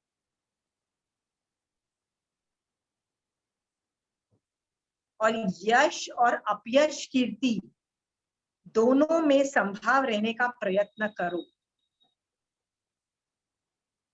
आपका यश कीर्ति का उदय है, सब आपको बोलते हैं वाह कितने इंटेलिजेंट हो आप, आपको तो कितना अच्छा आता है, उसमें भी संभाव रखो। और अपयश कीर्ति है तो गालियां तो सबको पड़ी है ना। डोंट टेल मी, आप में से ऐसे भी लोग हैं जिनको गालियां नहीं पड़ती है। पुण्यशाली जी मेरी क्लास में तो नहीं बैठे हैं।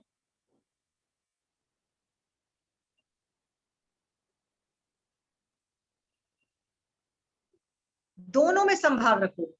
अपयश का उदय है संभाव, पर यश का उदय है, बहुत तारीफ हो रहा है, उसमें भी संभाव, नहीं तो उसमें भी बाजा बजेगा।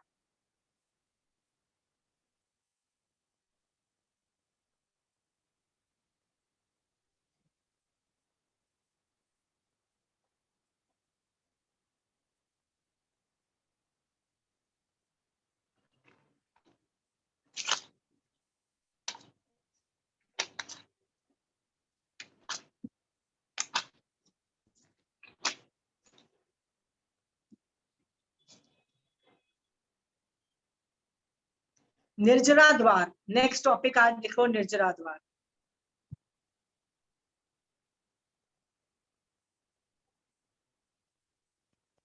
पहले गुणस्थान से 10वें गुणस्थान तक 8 कर्मों की निर्जरा होती है।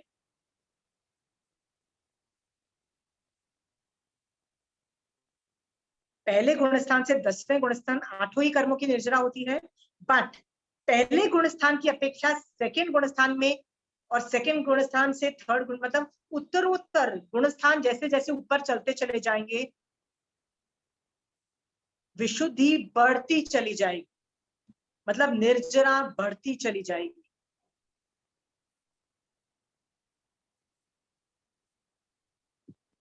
सातवें गुणस्थान की जो स्थिति है इतनी कम होती है कि उसको झूले से कंपेयर किया गया है। जो झूला होता है ना, वो ऐसे जाता है फिर ऐसे आ जाता है फिर ऐसे जाता है। कहते हैं 7वें गुणस्थान को जो जीव जाता है ना, तो ऐसे जाता है फिर ठप करके गिर जाता है। क्यों ऐसे बोला जाता है? कहते हैं 7वें गुणस्थान में जितनी बार आप रहे हो उस सबको ऐड करोगे ना तो भी अंतर्मुहूर्त नहीं होगा, क्योंकि यदि अंतर्मुहूर्त हुआ ना तो तुमको केवल ज्ञान हो जाएगा। इस हाई लेवल की निर्जरा होती है।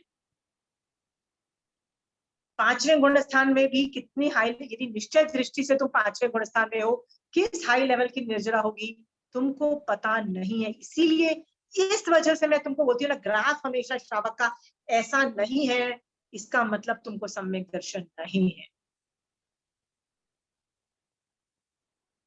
आई न्यू समबडी, उन्होंने मुझे 5-10 साल, मतलब that person help me Jainism, I would not say did not help me, would help me, but after 10-15 years also somebody raised a question कि जिस तरह की आदमी बोल रहा है ना कि साधना कर रहा है, जिस लेवल की साधना बोल रहा है, उस तक तो अभी तक वो उसको कहां से कहां पहुंच जाना चाहिए था, पर तुम ध्यान से देखो तो ये अभी भी उसी लेवल पे फंक्शन कर रहा है for the last 20 years. It means he is lying. Something is definitely wrong with this person. Either he is not doing it for मोक्ष, सम्यक दर्शन नहीं है, या कहीं ना कहीं कुछ चारित्र में ऐसा जबरदस्त गड़बड़ है. Please identify. And you know, जब ये बात जिस आदमी ने मुझे बोली ना, when I started looking into the matter, I realized that person was not even सम्यक दृष्टि. This is how you can identify. Graph.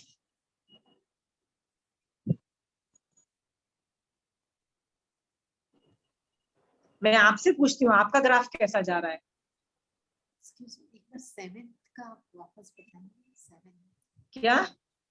7th वाला जो आपने बताया था, एक बार वापस बताइए। मैंने क्या बताया था?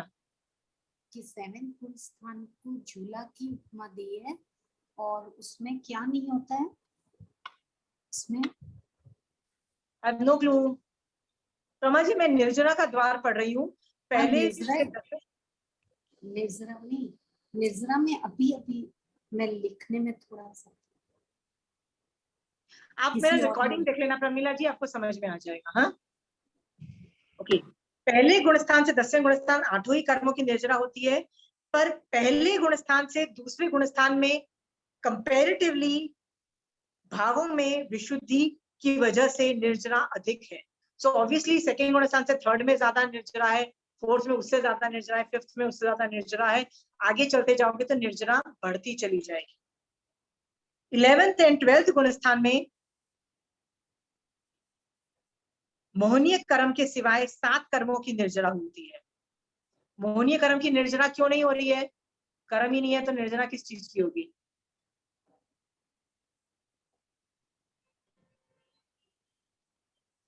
और 13th और 14th गुणस्थान में अघाती 4 कर्मों की निर्जरा होती है.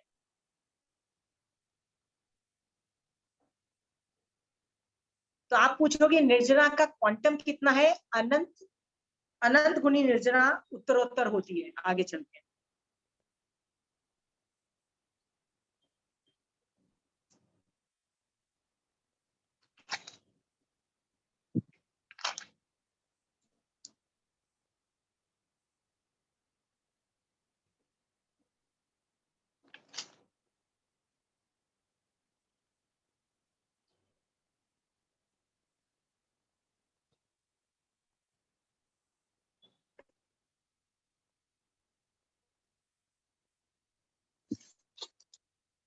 अब जो मैं पढ़ा रही हूँ ना, अब जो मैं कारण,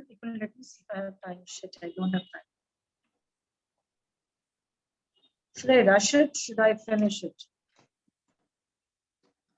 बहुत थियरी हो गई, थोड़ी थियरी बाकी है, करना है अगली क्लास में कर लेते हैं. ठीक है, कुछ सवाल है तो पूछ लीजिए. मैं कारण क्लास से अगली क्लास में कर लूंगी.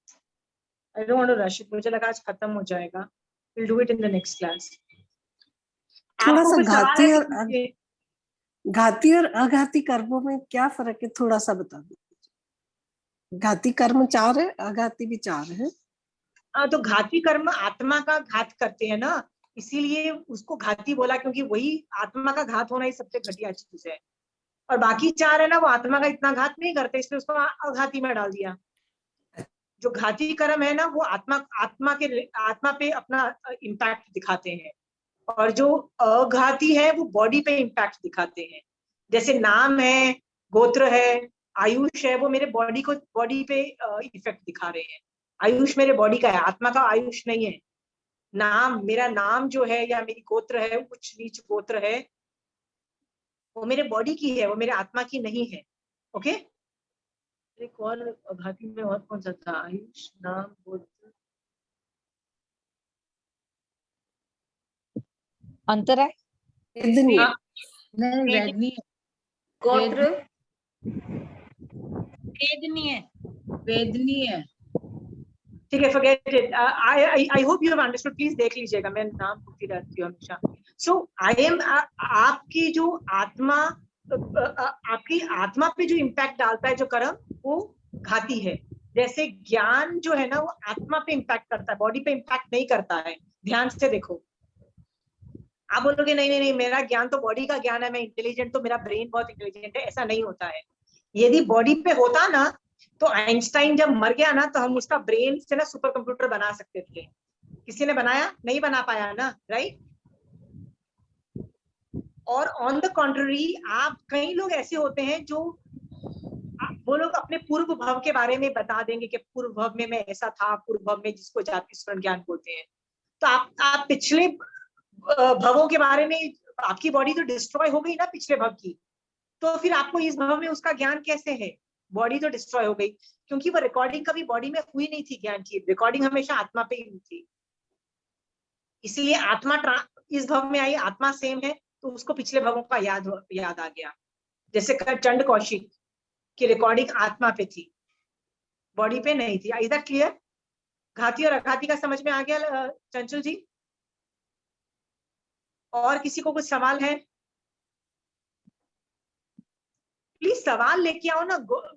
मैं मुझे लगा आज की क्लास लास्ट होगी, अगली क्लास डेफिनेटली लास्ट होगी गुणस्थान पे. सवाल लेके आओ. सवाल तभी आएंगे जब आप पढ़ोगे, आपको डाउट्स आएंगे. डाउट्स नहीं आएंगे, पढ़ोगे नहीं, डाउट्स नहीं आएंगे तो सवाल भी नहीं पूछोगे. शोभा जी, आपका होमवर्क है, प्लीज गो थ्रू करो गुणस्थान को. Get doubts, okay? If you get doubts, you will tell me कि यार ये प्रॉब्लम्स है, मुझे समझ नहीं आया. ओके? क्योंकि अगली क्लास यदि खत्म हो गई, I will be out of gunasthan. और gunasthan is a very high level of gyan. इसके बाद you can understand everything what is happening. जो भी जैन धर्म की बातें, आपकी वोकैबुलरी बिल्ड हो चुकी है, आपके कर्म उत्तर प्रकृतियां बिल्ड हो चुकी है, आपको धर्म करके मोक्ष में कैसे जाना उसका कॉन्सेप्ट बैठ चुका है, आपको जैन धर्म में ऐसा 9 तत्व बैठ चुके हैं, आपको सब कुछ बैठ चुका है. हाँ, अभी आपके सिर्फ 2 ही तत्व बाकी हैं. जैसे ही गुणस्थान खत्म होता है, मेरा जीव तत्व खत्म हो जाता है, I will diversify into ashrav and samvar. वही आखिरी तत्व बच जाता है. खत्म हो गया आपका. You have reached a very good level. Shobha ji, you have reached a very good level of academics. Okay, that I am telling you, you can qualify Kanchan aunty's class. आप बैठ के एक बार देखो तो सही, कोशिश करके देखो. हाँ, you will really love her classes. Aunty is too good. मेरे को जैन धर्म समझ पहले आ चुका था, पर मेरे को 20 साल तक टिका के रखना, जैसे बोलते हैं ना, अमीर बनना बड़ा आसान है, बट टिका के रखना, अमीरी चलते जाओ, वो इज वेरी डिफिकल्ट. वैसे ही धर्म समझ में आ जाए, पर धर्म में टिके रहना is so damn difficult. And मेरा टिके रहने का वन ऑफ द मेन कारण was Kanchan aunty. I can't thank her enough. So to be consistent, aunty was very valuable. She is too good.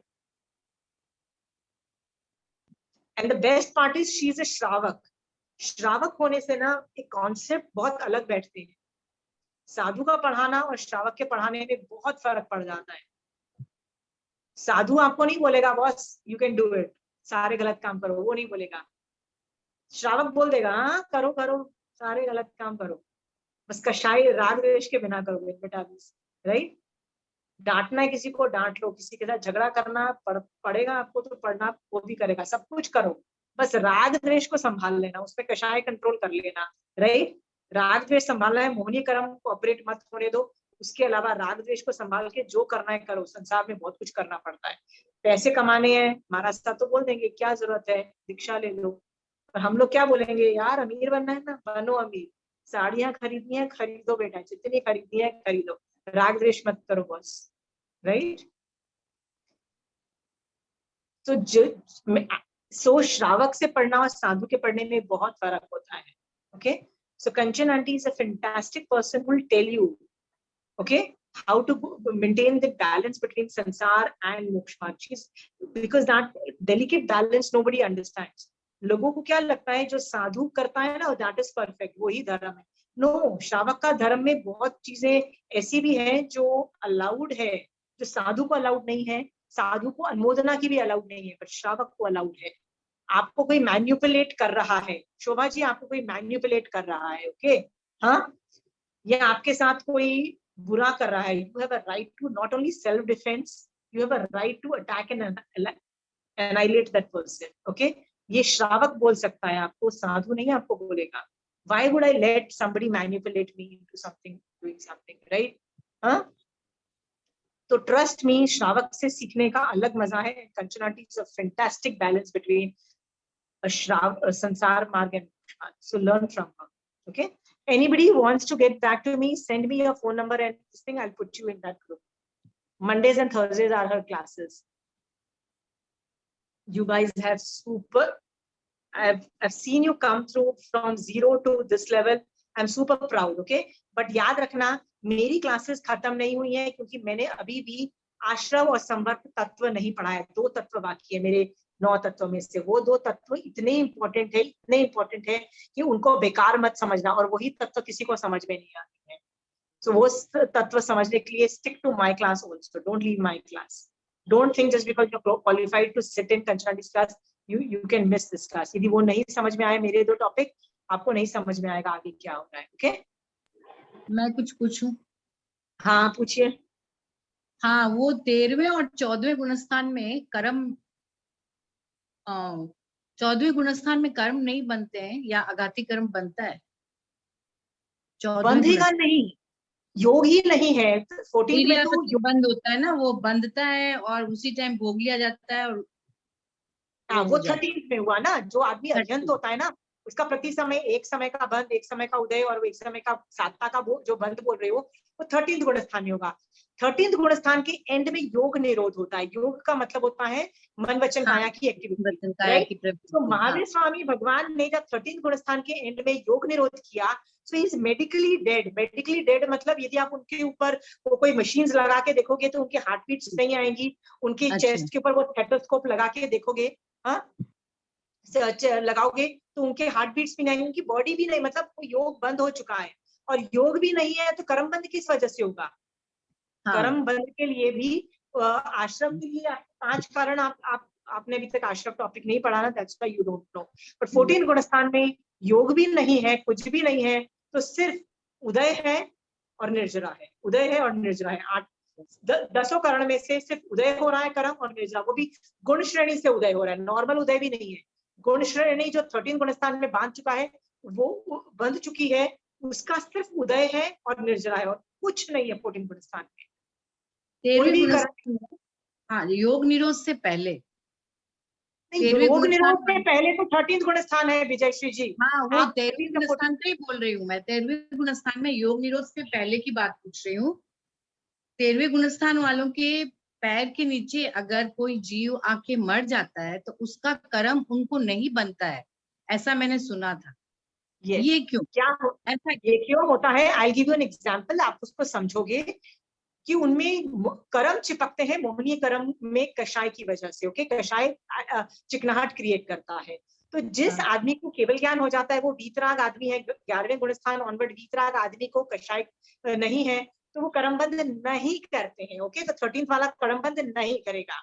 आप बोलोगे कि मान लो जब हम योग की वजह से हम जब चलते हैं और वो जीव मर जाता है, उसको बोलते हैं परिहार्य. परिहार्य का मतलब होता है जिनको बचाया नहीं जा सकता, जिनको बचाया नहीं जा सकता है, ओके? तो वो लोग पूरा ध्यान रख रहे हैं, यत्न करके चल रहे हैं, जीवों को नहीं मार रहे हैं, बट फिर भी तो नाक के अंदर वायुकाय घुस रहा है, कभी बॉडी के हिलने से वायुकाय मर रही है, पैर के मतलब इधर उधर पूरा ध्यान रख रहे हैं, बट पैर में फिर भी कोई जो जीव बादर मर रहे हैं, उनके मरने से जो मर रहे हैं, तो उनको बोला जाता है उनको बचाया ही नहीं जा सकता है, उनको परिहार्य बोलते हैं.